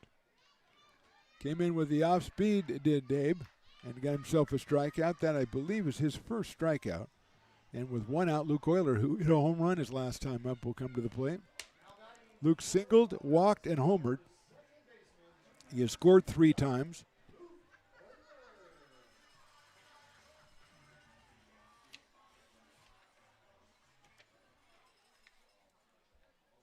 Left-hand hitting second baseman.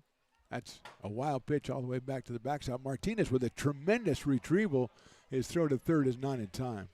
Just a great play by Martinez. He got that one on the fly, turned, and threw it down to third. But it was to no avail. But his effort was appreciated by those of us up here. Because we like effort. We really do. Quincy Malbrough waiting on deck.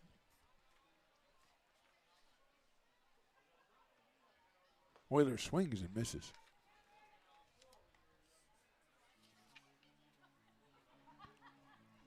Looks back at the umpire. Got to say, was that a strike?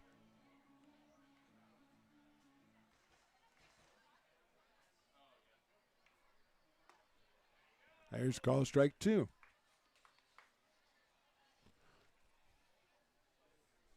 One ball, 2 strikes. 1 out, 2 on. one in for the Potters here in the 6th. Oilers swings and misses. He is down on strikes for the second out. 2 straight strikeouts for Dave. And here's Quincy Malbrough, who's hit a sacrifice fly, an RBI single, and flied to center field.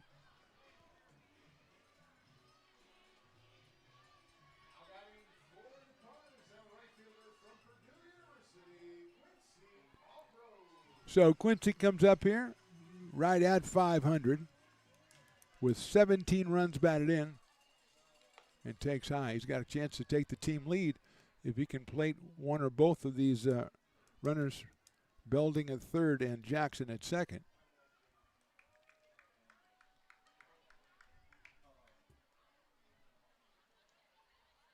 Breaking ball catches the inside corner, 1-1. Ethan Johnson waits on deck.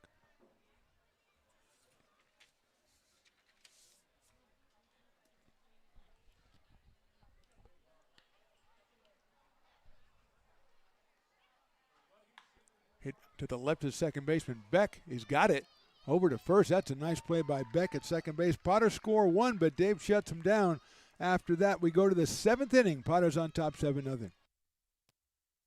Hey, baseball fans, you may have noticed our scoreboard goes out from time to time. You can help us get a new one. Give $20 and get a chance at winning 2 tickets to some of the region's biggest events, like the Outlaw Festival with Willie Nelson, Bob Dylan, and John Mellencamp, a Sacramento Kings game, or Ringling Brothers Circus. All proceeds benefit the Big Swing Capital Campaign. You can buy now at friendsofmcbean.org.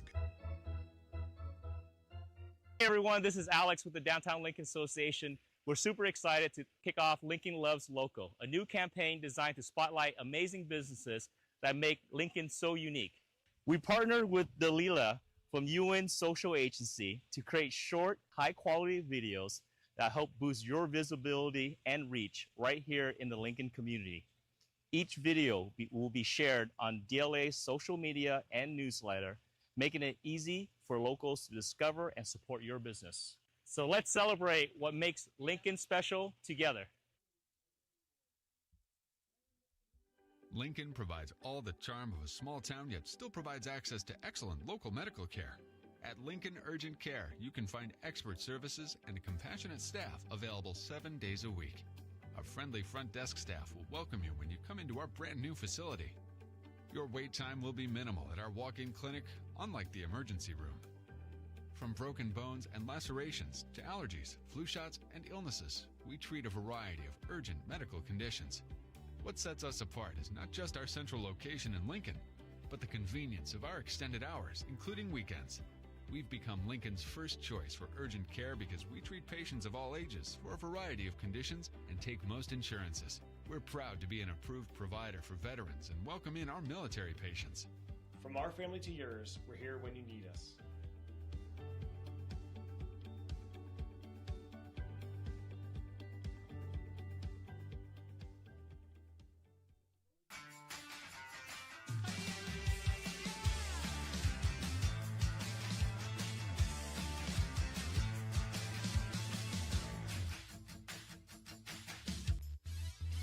Top of the 7th inning, Dawson Raddick back out on the mound. He'll face Asa Martinez, Sam Marr, and Zach Millen.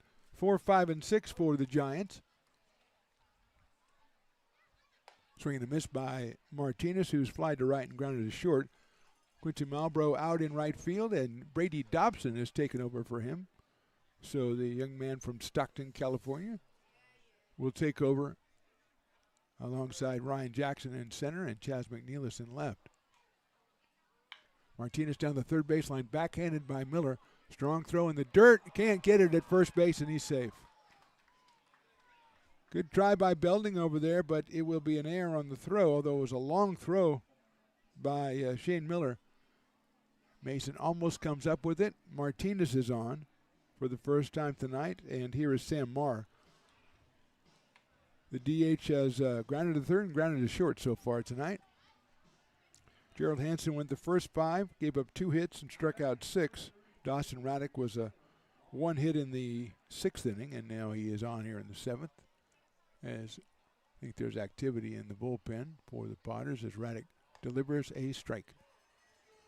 Zach Millen, the third baseman, follows him.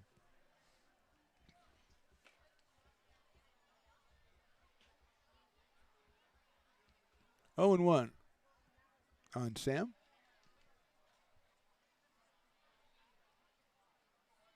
Takes inside, 1-1.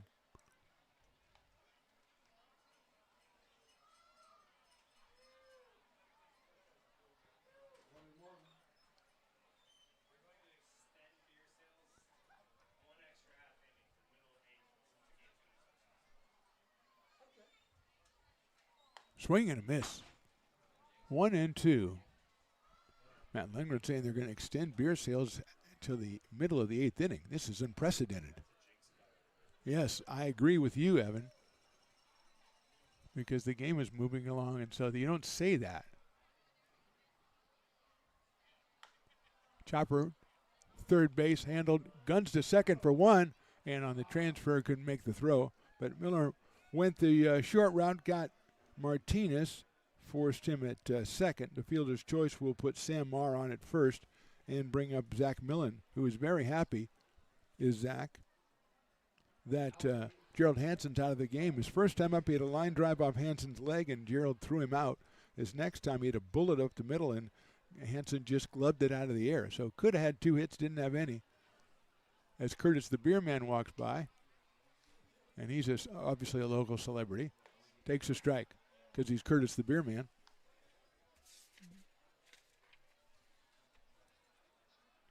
Oh and 1.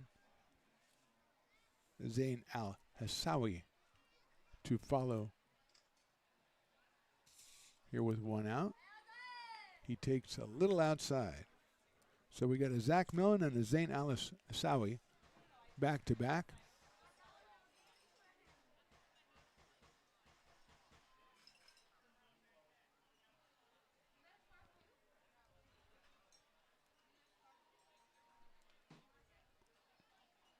Raddick, nice pitch, and it's just a little outside. 2-1.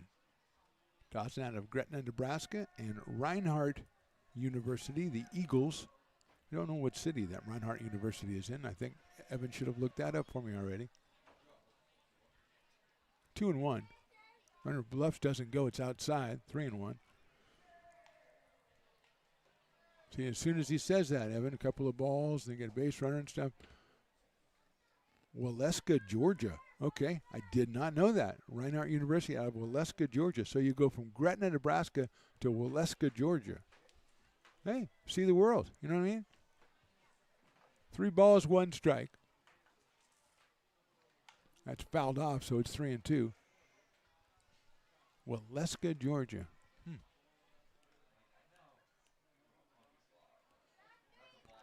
Tyler McIntyre is the manager of the Marysville Giants. Eli Garcia, of course, the skipper of your Lincoln Potters. Voted manager of the year in several high school publications. 3-2 pitch is fouled back, as is Roseville Tigers. Not only won the section title, they won the NorCal title. So congratulations to them. And Tyler Ritter, their pitcher, was named, I think, player of the year in the Metro, or the B Metro. So that's a big deal. When you win, you get the honors. 3-2 coming up once again. Runner takes off. Pitch is hit down to first base. Off the glove at first base of Belding into right field. Millen falls down. Now the throw behind him and tagged. He's safe. Going over to third base was Marr.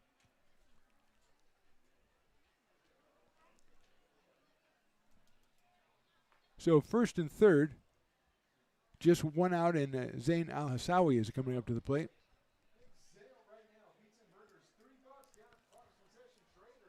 Potters will play it for a double play.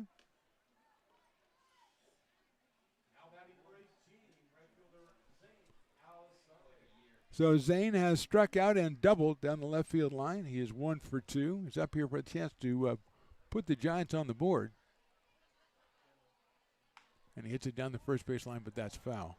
Nice stop by the base coach. He had some really good base coach fielding recently. The Humboldt series, excellent on both sides.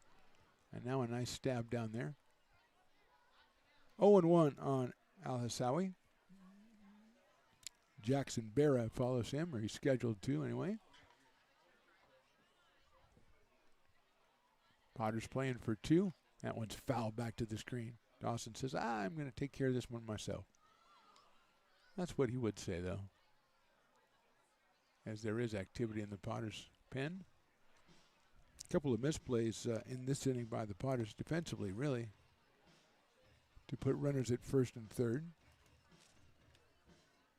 Tyler Vargas, who's been sensational so far, is loosening up in the pen. 0-2 coming up. Fouled off the screen again. 0-2. It remains. Vargas out of Rancho Cordova and Wagner College has been very, very good so far this summer. Out of the pen for Lincoln. Millen at first and Marr at third. Popped up. I think it will get out of play. Hopefully miss everybody. Okay, it does. Piper's birthday brought out the big crowd tonight. A big Saturday night crowd out here getting the bobbleheads. The first 500 fans got the bobblehead, which comes with the little chair attachment to it, so you can pump it up like the Potters players do in the top of the 9th. So a really nice little, very well thought out accessory there. 0-2 once again. Swing and a miss. And Dawson said, I'll take care of it myself, and he does. His second strikeout. And I'll bring up Jackson Barra. Barra has struck out twice, so he is 0 for 2, 0 for 7 on the season. He's out in left field for the Giants today. Potter's talking it over, seeing what they'll do if Millen takes off from first with Marr down at third. We got a pinch hitter here. Tucker Shaw is the pinch hitter, so Shaw will bat for Barra.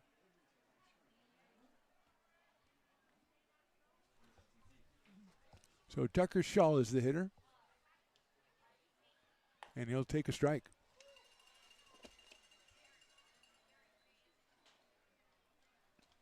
Oh and 1 on Tucker. We're in number 15 in those snazzy uniforms for the Marysville Giants. Waits the 0-1 from Raddick.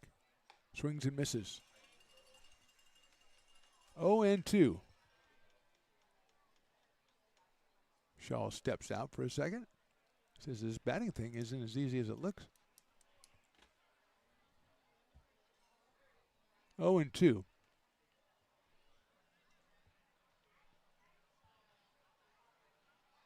And that's strike 3 call. So Dawson Raddick. No, wait a minute, it's not.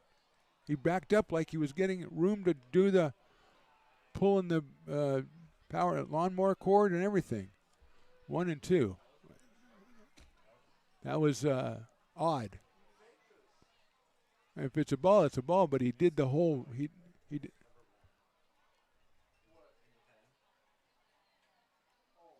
That's popped up foul. Check swing.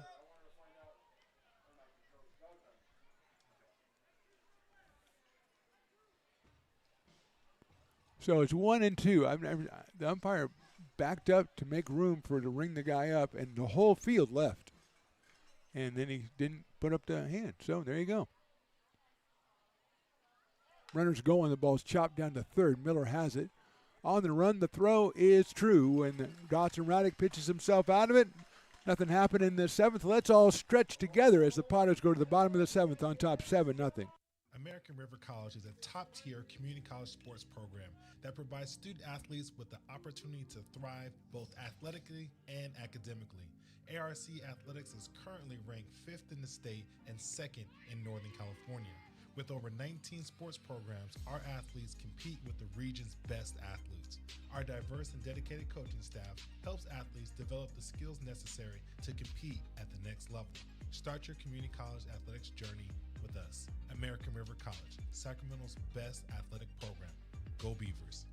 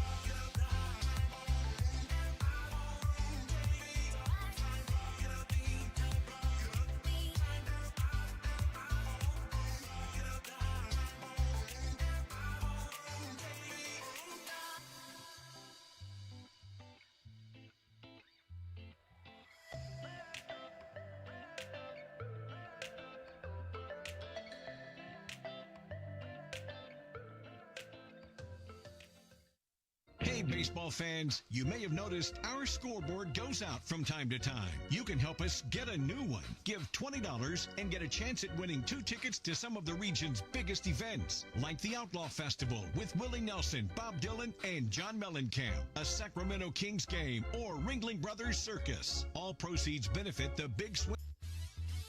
Ethan Johnson, the first batter in the bottom of the 7th for the Potters. The new pitcher is Brody Miller for the Marysville Giants. Number 1 delivers outside. Gavin Dabe went 3 2/3 innings, 4 hits, 2 runs. He walked when he struck out 2. He was pretty impressive in there, relieving Carmine Bermudez, who went the first 2 1/3. So Miller, the third pitcher, delivers outside 2-0. Johnson and then Cooper Smith and Shane Miller. 4, 5, and 6 for the Potters, who scored 2 in the first, 3 in the third, 1 in the fourth and the 6th. Johnson takes high and outside. 3-0 on Ethan. Fans got their bobbleheads. Good-looking bobblehead this year. Piper's second bobblehead, and Willie doesn't have one. That's disturbing.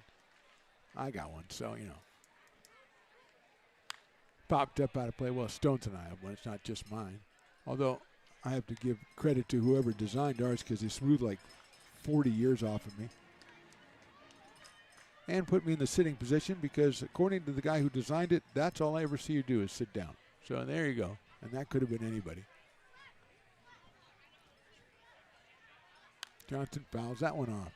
3 balls and 2 strikes. Starting off the bottom of inning number 7. 50-50 was like $580. Well, it was $1,100 and something split. So I guess that would be $1,160. That's a good job. I told you, those girls know how to sell tickets. 3-2 pitches hit into left field and should dump in for a base hit, and it does. Johnson will round first, and he'll stay right there, although it's played out in left field. I think that Shell has taken over in left field as Johnson gets himself a base hit. That is the Potters' 8th hit of the night, and it'll bring up Cooper Smith.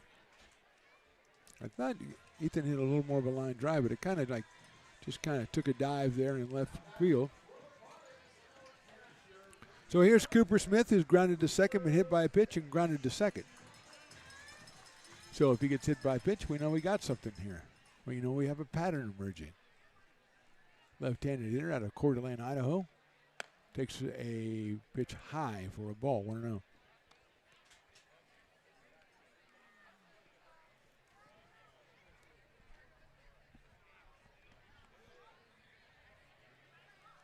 One ball, no strikes, no outs here in the 7th. That's hit out in the left field, coming on to Shaw. He'll make the catch in a last-minute stab for the first out. Hit pretty well by Smith, but right to the left fielder.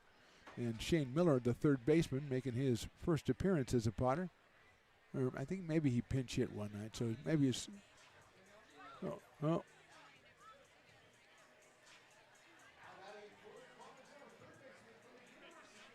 So here's Miller, who has grounded to second, had an RBI walk, and then fly to right on a great play by Al Asawi, who robbed Shane of his hit back in the 5th inning.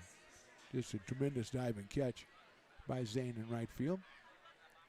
So here is Mr. Miller from Gilbert, Arizona, and the University of New Mexico. Chopper down to first. They're going to step on first and throw to second. The throw will be get away. And safe at second is Johnson. But it's 3 unassisted by the first baseman, Drew Fox, who did the right thing. He was standing on first base. So go ahead and stand on first and then throw it down to second base. It was a long shot, but it was worth it. Johnson at second, but now 2 outs, and Chaz McNeilis, who has flied out, popped out, and singled, will be the hitter. Left-handed hitter against Brody Miller, the third pitcher for Marysville. We got some loud cowbells out here today. And Chaz fouls that one out of play into the night. 0-1.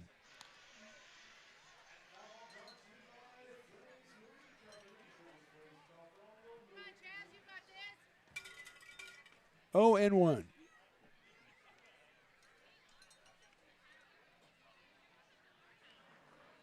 That one misses down low. 1-1.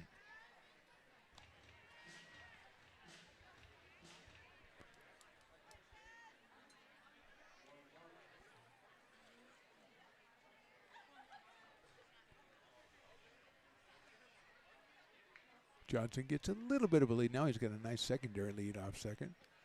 Jazz takes inside, 2-1. Baby G in the crowd tonight, hanging out with his 500,000 Instagram followers. Is that right, E? Yep. He was all excited. So was Luke. I've never seen Luke excited about anything. It's hit into the hole, right field base hit. Coming around third is Johnson. He's going to go to the plate.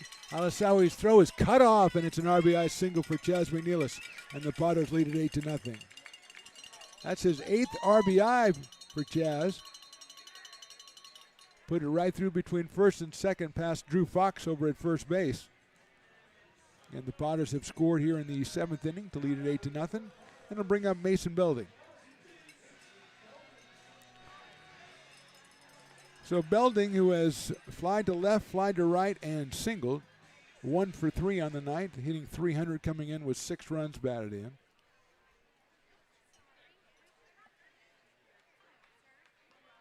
Takes a high fastball from Brody Miller.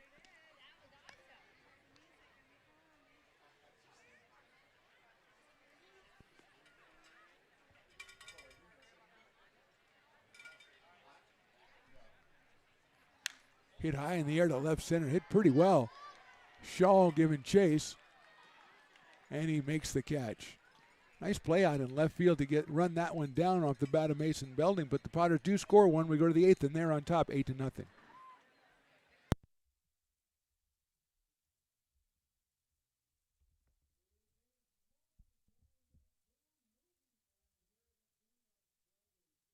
In the state and second in Northern California. With over 19 sports programs, our athletes compete with the region's best athletes. Our diverse and dedicated coaching staff helps athletes develop the skills necessary to compete at the next level. Start your community college athletics journey with us. American River College, Sacramento's best athletic program. Go Beavers.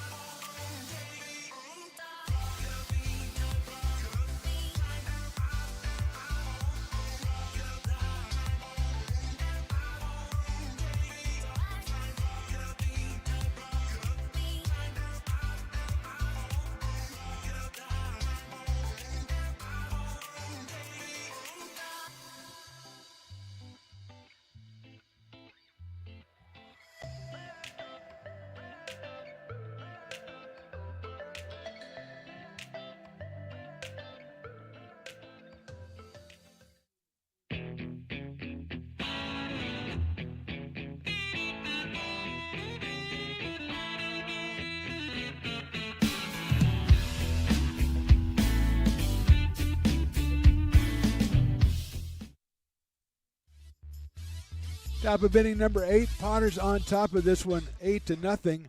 And we will get Tyler Vargas coming on as Dawson Raddick went an inning. Gave up 1 hit. He struck out 2. So here's Vargas, who has been really good for the Potters this season. He'll come out here and take over. And he'll face Quentin Beck is the first scheduled hitter.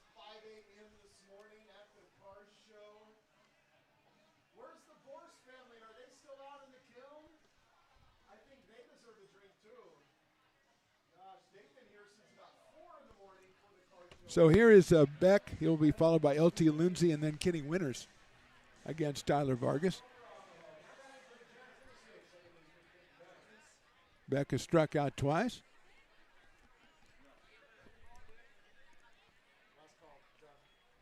Oh, that hit him. Oh, he's okay, I hope. That was weird. just sailed away from Vargas, and Beckel went down to first base. Seems like he's okay, so that's good. That was a weird one. So here's LT Lindsay. He's grounded to third, and flied to center. The center fielder for the Giants, coming up here for his fourth time against Tyler Vargas. Fastball is outside for a ball, 1-0.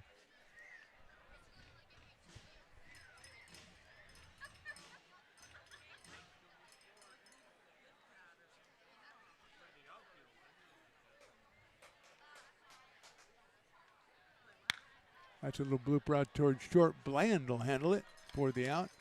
Thought it might have a chance to get over his head, but P had a beat on it the whole time. So he'll make the catch for out number 1, and that'll bring up Kenny Winters, who has struck out, popped out, and doubled. So he is 1 for 3 tonight. 2 of the 3 hits for the Giants are doubles. Alisawi and Winters. So Kenny out of Lincoln, California, has scored 5 runs on the summer for the Giants, who are playing just their 6th or 7th game.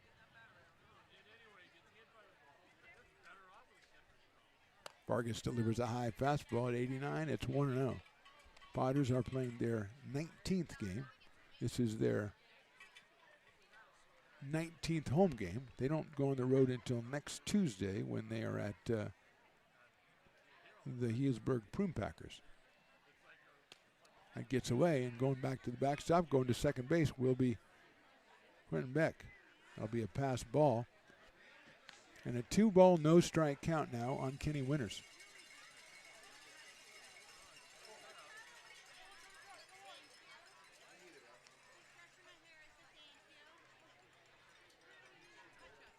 He's followed by Drew Fox in the Giants order.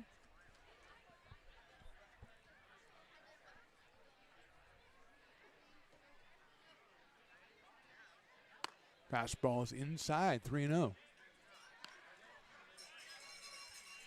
So hit better than a pop-up. Now a 3-0 count on Kenny Winters. Got some good cowbell out here tonight. Well, great crowd on a Saturday night. Hopefully get some of them to come back tomorrow. Sunday night, Sunday evening. That is ball 4. Drew Fox will be the hitter. 6:05 tomorrow is our start. Drew is struck out. He singled, then he grounded out back to the pitcher. So he is 1 for 3. 4 for 16 on the season, 250. Drew with a pair of runs batted in. We're in number 29.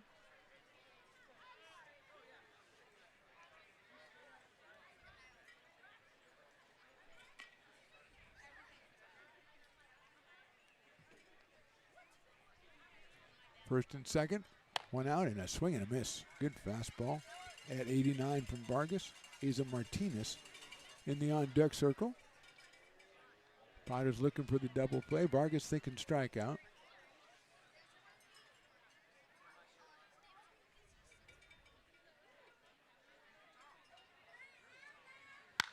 Hit sharply in the left field, a base hit. Coming up throwing, cut off as the runner holds at third, probably quite rightly. And that runner was Quentin Beck. It's a solid single for Fox. He is now 2 for 4. Going to second is Winters, so the bases are loaded here with 1 out in the 8th. And Asa Martinez is the hitter. He has flied to right, he's grounded to short, and he's into a force play. Cooper Smith goes out and chats with Tyler Vargas as the cowbells sound resoundingly through the stadium.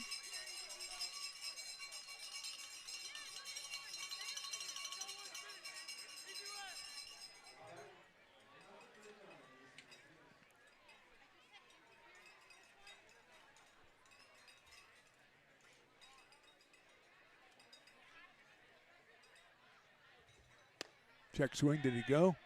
No, he did not, according to the first base umpire. So it's 1 ball and no strikes on Martinez. Sam Marr follows Asa. Bases are loaded, just 1 out in the 8th. Potters on top 8-0.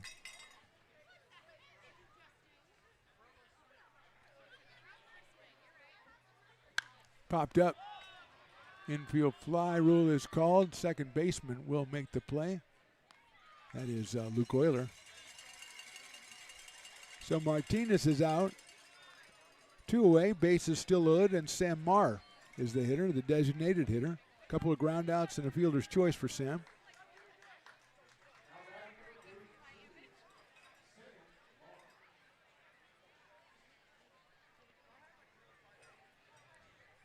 Sam steps in against Tyler Vargas. 3 for 14 on the year.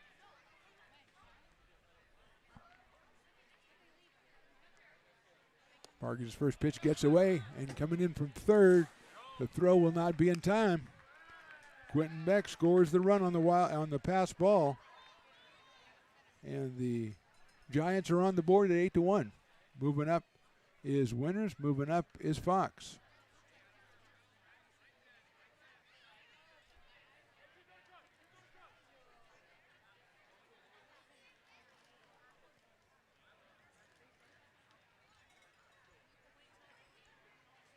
Raddick got out of a jam back in the 7th inning.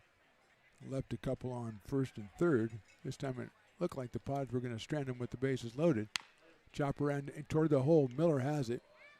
To first, a little high, but coming down on the bag is Mason Belding, and that's the inning. 1 run for the Giants. We go to the bottom of inning number 8. Potters 8, Giants 1. Lincoln provides all the charm of a small town, yet still provides access to excellent local medical care. At Lincoln Urgent Care, you can find expert services and a compassionate staff available 7 days a week. Our friendly front desk staff will welcome you when you come into our brand new facility. Your wait time will be minimal at our walk-in clinic, unlike the emergency room. From broken bones and lacerations to allergies, flu shots, and illnesses, we treat a variety of urgent medical conditions.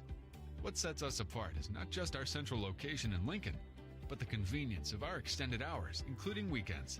We've become Lincoln's first choice for urgent care because we treat patients of all ages for a variety of conditions and take most insurances. We're proud to be an approved provider for veterans and welcome in our military patients. From our family to yours, we're here when you need us.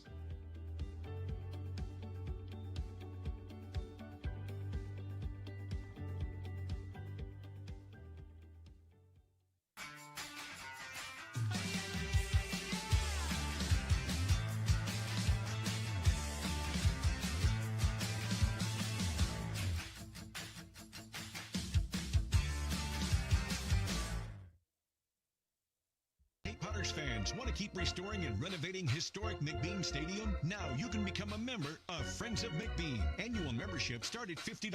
Become a member now at friendsofmcbean.org. This job is the Esplanade at Turkey Creek phases 4 and 5. Our scope of work for this project is full scope, so we've got all the underground, all the joint trench, and all the top side included with it. We're putting in sewer pipe, manholes. We're not doing services yet. We go through and do all the main line, and then we come back and do all the services after that. I would say this project right here, the one we're working on, is probably about a 2-month project. It's very costly to the developer, so beating the schedule is very important, more important than most projects. It's got a lot of groundwater, so we've got an extensive groundwater pump system in place. It's just cool to be a part of the built environment and know that for the next 100 years that people are going to use and enjoy what we've created here today.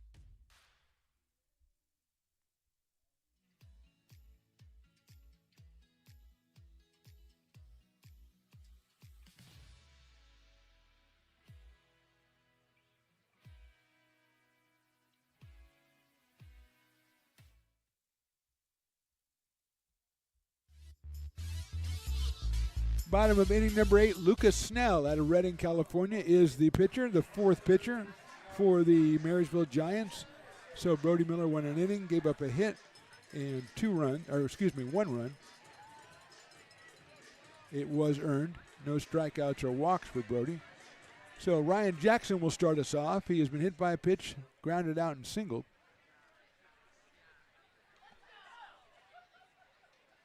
Snell's first pitch is outside for a ball at 84 miles an hour.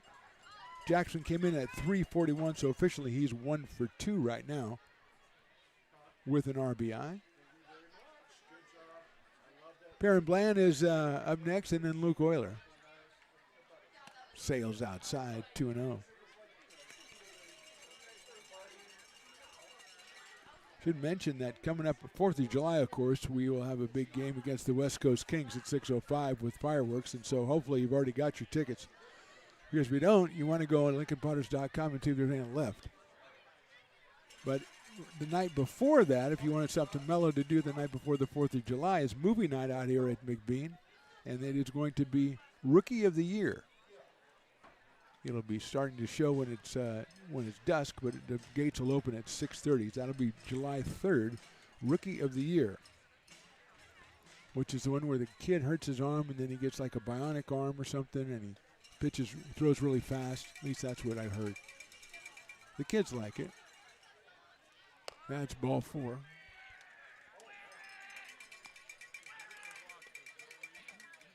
Jackson gets the base on balls, and here's Perrin Bland. He has walked, singled, struck out, and grounded to third. So 1 for 3 for Perrin. He has scored twice.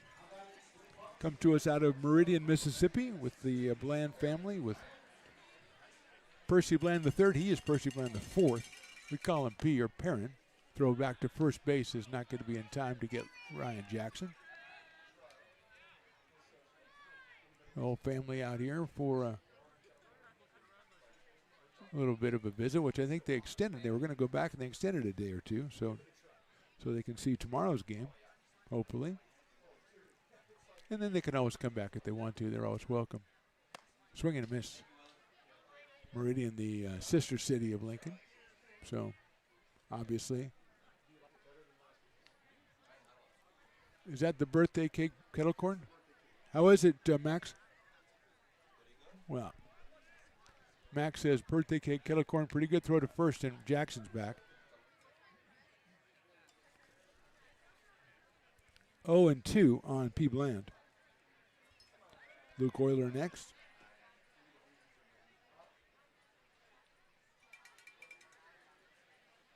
That one is just outside and high. 1 ball and 2 strikes.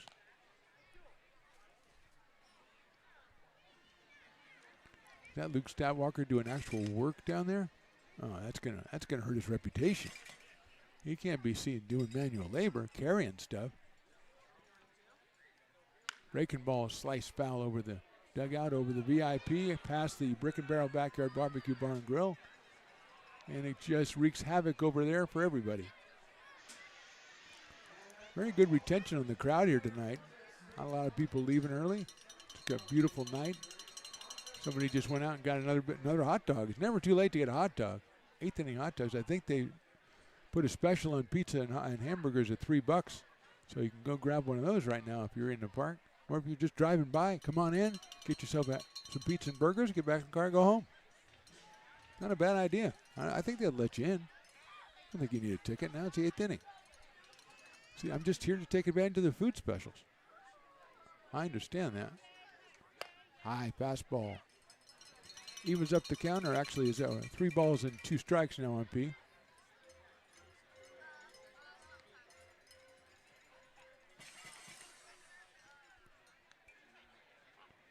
Lucas Snell, the 4th pitcher for the Giants, is in here where he fakes like he's going to go to first and drops the ball, which used to be a balk when I was a kid.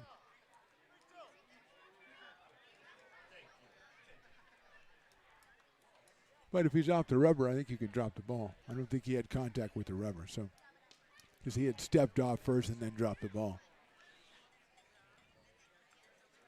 Suddenly, inexplicably dropping things. I'm into that now. That's what I do all the time. I probably have a couple of years on Mr. Snell. So we'll do it again at 3-2. And that's ball 4.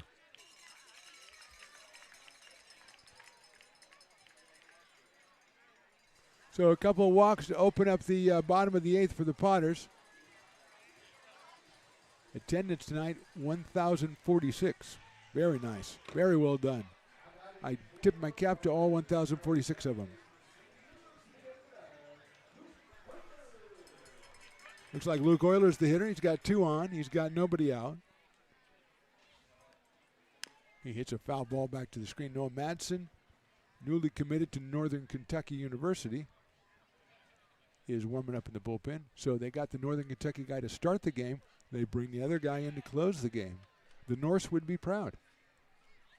And so would Victor Viking. 0-1 to Luke. Fouls that one off speed pitch coming in from Snell.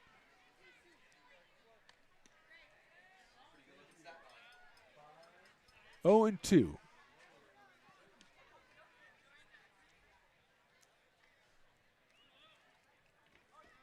Oh and 2 on the Potters' second baseman. He takes call, strike 3.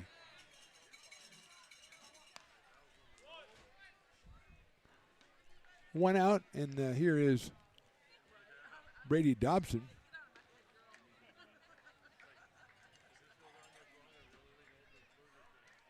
Dobson came in from Marlboro after Quincy batted in the 6th inning. Quincy will be 1 for 3 today with 2 runs batted in, giving him 17 for the season. And here's Brady, who's hitting around 340.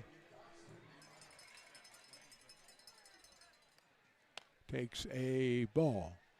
Breaking ball just misses from Snell, who has walked 2 now and struck out 1. Ethan Johnson waits on deck. Dobson does have a home run on the season. Hits that one out towards center field. Coming on, coming on, come on. And Lindsay, he won't get there. He'll drop in front of him. Not able to score, however, was Jackson. He had to wait and see if that one was going to fall in. So he is at third. Dobson gets himself another base hit. The Potters have the bases loaded. And here's Ethan Johnson. Easy way to get player of the game, Ethan. I'm just saying. The Riley rule. You can't beat a grand slam. But he was not one of the left-handed hitters we chose, was he? No, it was McNellis, it was Belding, and it was Euler. And Euler turned out to be the right one. That's in the dirt for a ball, and Martinez with another good block behind the plate. 1 ball and no strikes on Ethan out of University of Missouri.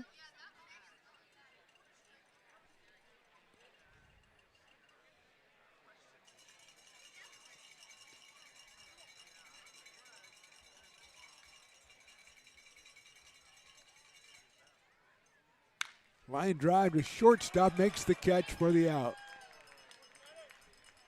Good play by Winters at shortstop. That ball was tailing away from him. Hit very hard.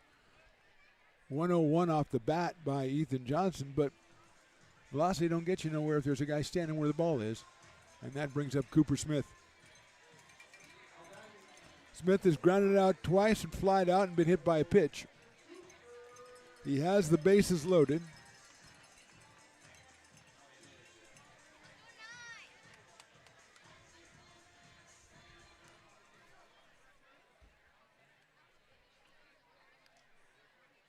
Cooper takes the ball down in the dirt. Jackson thought about coming in, but Martinez with another nice block. Blocked it up the third baseline, so he had good eyes on Ryan. And RJ goes back to third base, where he will settle in with Bland at second and Dobson over at first.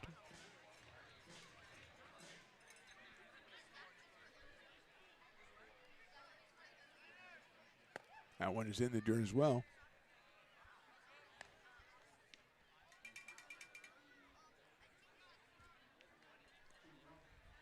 Two balls, no strikes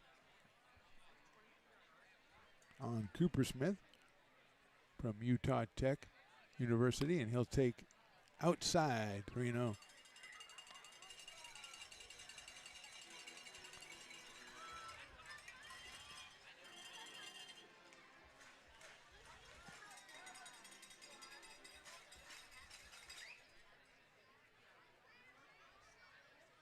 Ball 4.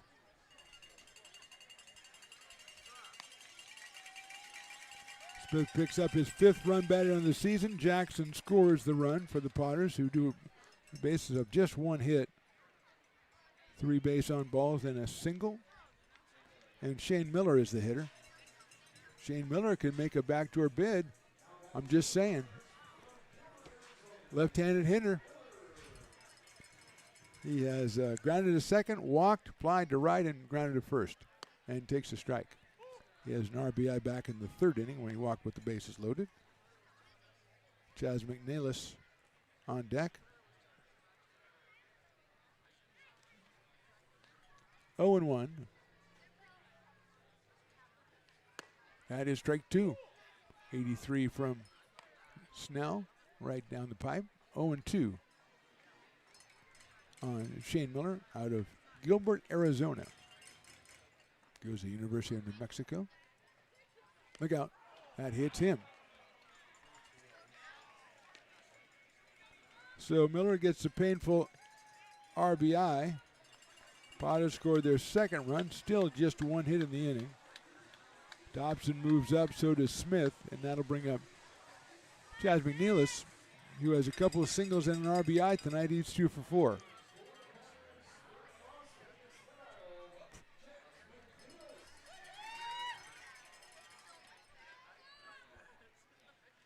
Chaz takes a strike. 0-1.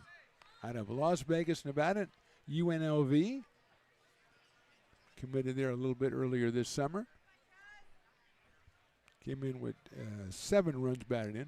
Picked up 1 tonight. And is 1 ball and 1 strike.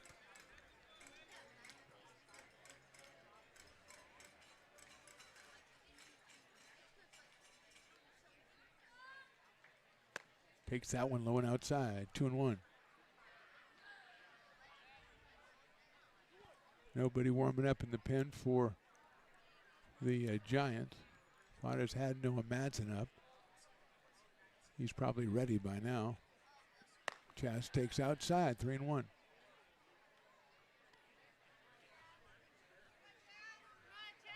Mason Belding, the 9th batter in the inning, would be next.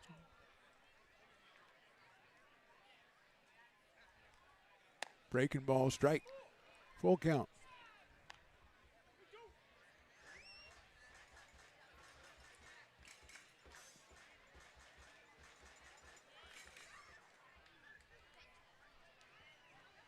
That's way outside, ball 4. Dobson scores.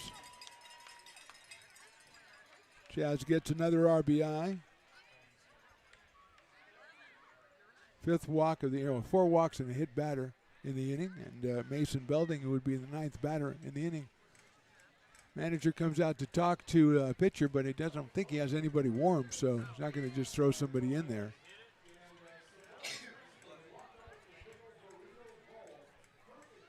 (11-1) in favor of the Potters.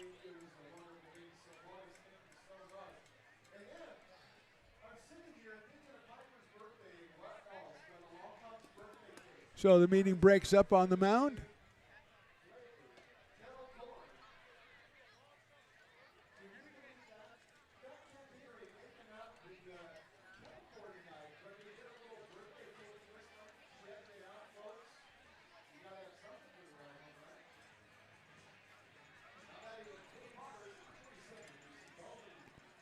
Couple of flyouts and a single for Mason. That one in the dirt. Fly to left in the second, fly to right in the third. Then he singled in the 6th.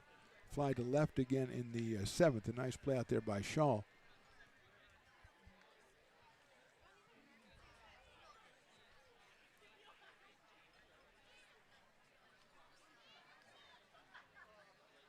That's in there for a strike. Evens up the count 1-1. Mason out of Del Oro High School, LSU. He is from Grass Valley, California.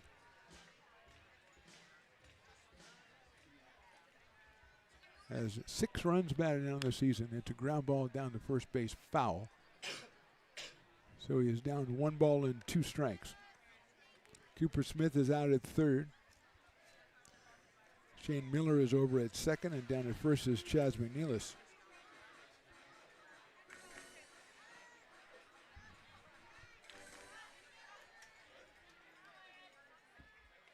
Sails the pass ball and it misses. 2-2.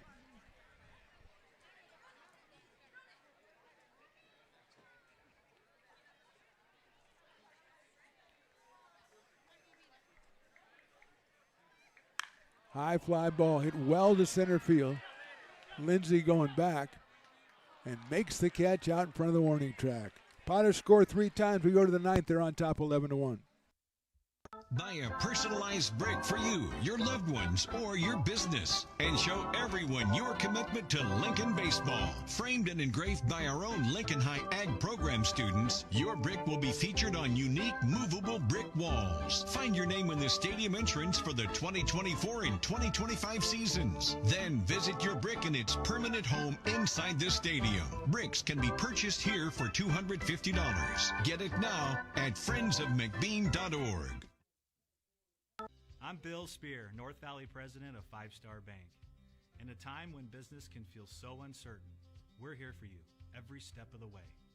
I know they have a lot of bells and whistles within their bank, but just the relationship piece here locally on the business side is huge for us. 5 Star treats us like we're number one. They're right there with suggestions, with help. So I have to bank with people that have our mission in mind. We're Five Star Bank. How can we help you? Hi, Bill Evans, president of the Placer County Association of Realtors. We're in the store, our conference facilities, an amazing team help us keep together an amazing organization. And we thank them all. This organization can't do what it does and can't run the way it runs without the help of so many members volunteering their time. The success of the Placer County Association of Realtors is largely dependent on our active volunteer members to help our organization and industry. The work of our committees greatly impacts our ability to champion efforts across the board and giving back to the Placer County community wherever we can. Like all service organizations, I wanted to serve. And getting involved with the affiliate committee was the perfect way to do that. I love being able to serve my community with my business friends and other leaders and give back to those who are in need. The thing I love about the PPAR committees is they all work toward the same goal of bringing the community together to support those in need in our surrounding area. I instantly came to the meeting and had a wonderful time, felt like I was a part of something bigger, and it was just the start of my leadership journey.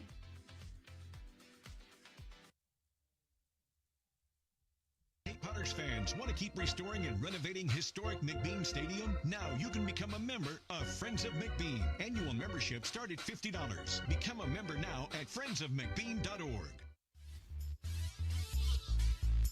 Top of inning number 9, it is Noah Madsen, freshly committed to Northern Kentucky University, trying to save it for his Norse teammate, Gerald Hansen, in the 9th inning, and Zach Millen will be the first hitter. He is 1 for 3 with a double. Swings and misses. 0-1. 88 from Noah Madsen.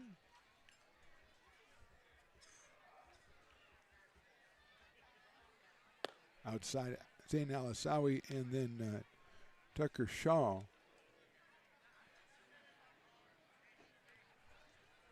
Will be the next 2 hitters for Marysville. They look to prolong this one. Fastball in the corner, inside corner.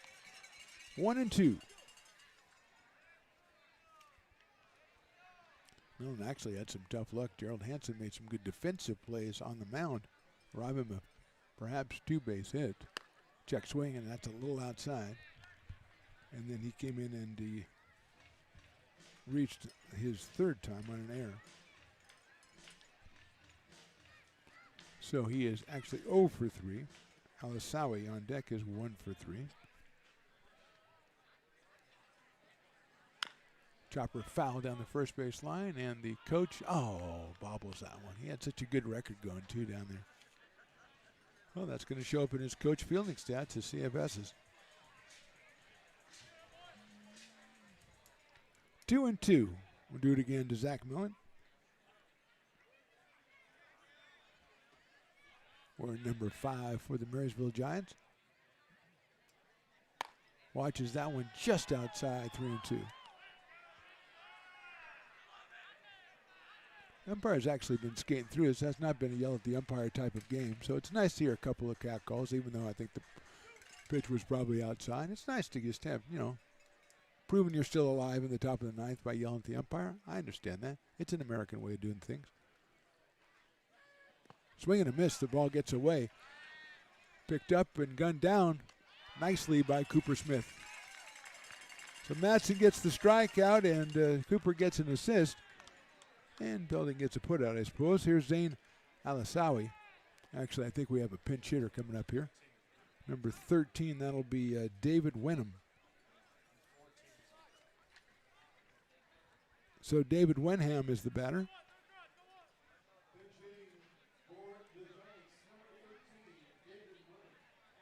So Alisawi was 1 for 3. And Aiden Sutton looks like he's in the on-deck circle. There's a swing and a miss.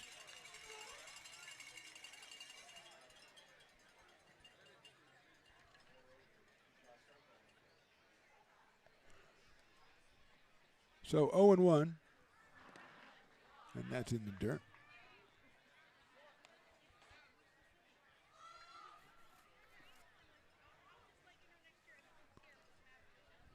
David Wenham, wearing number 13, making his first appearance of the night against Noah Madsen. Fastball misses low. Noah right between 88 and 90 early here in the 9th inning as the cowbells go a-ringing.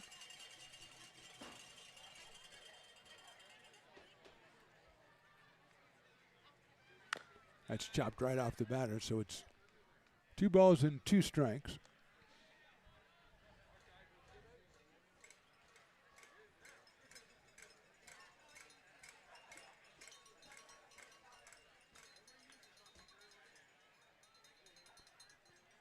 Two and 2 now.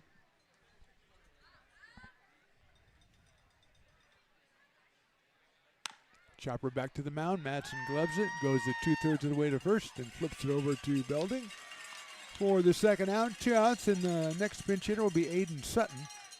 We're in number 14. He will be up in the spot of Shell.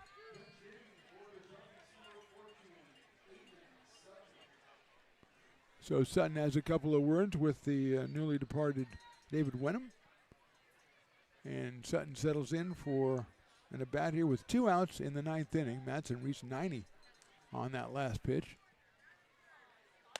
Fastball's upstairs, 1 ball and no strikes.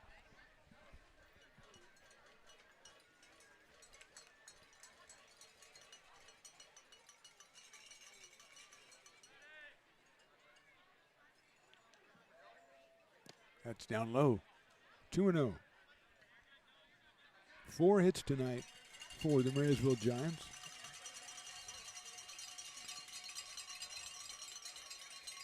Potter's pitchers have struck out 9 batters.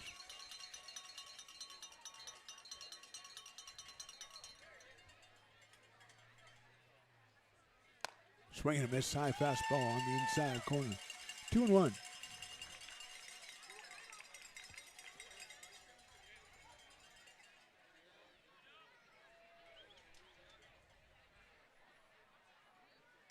Ground down at first. On the big hop, Belding has it, and that's your ball game. 1-2-3 for Madsen in the 9th inning. Our final score, the Potters win this one 11-1. They go to 18-1 on the season. More importantly, 3-1 in Pacific Empire League play.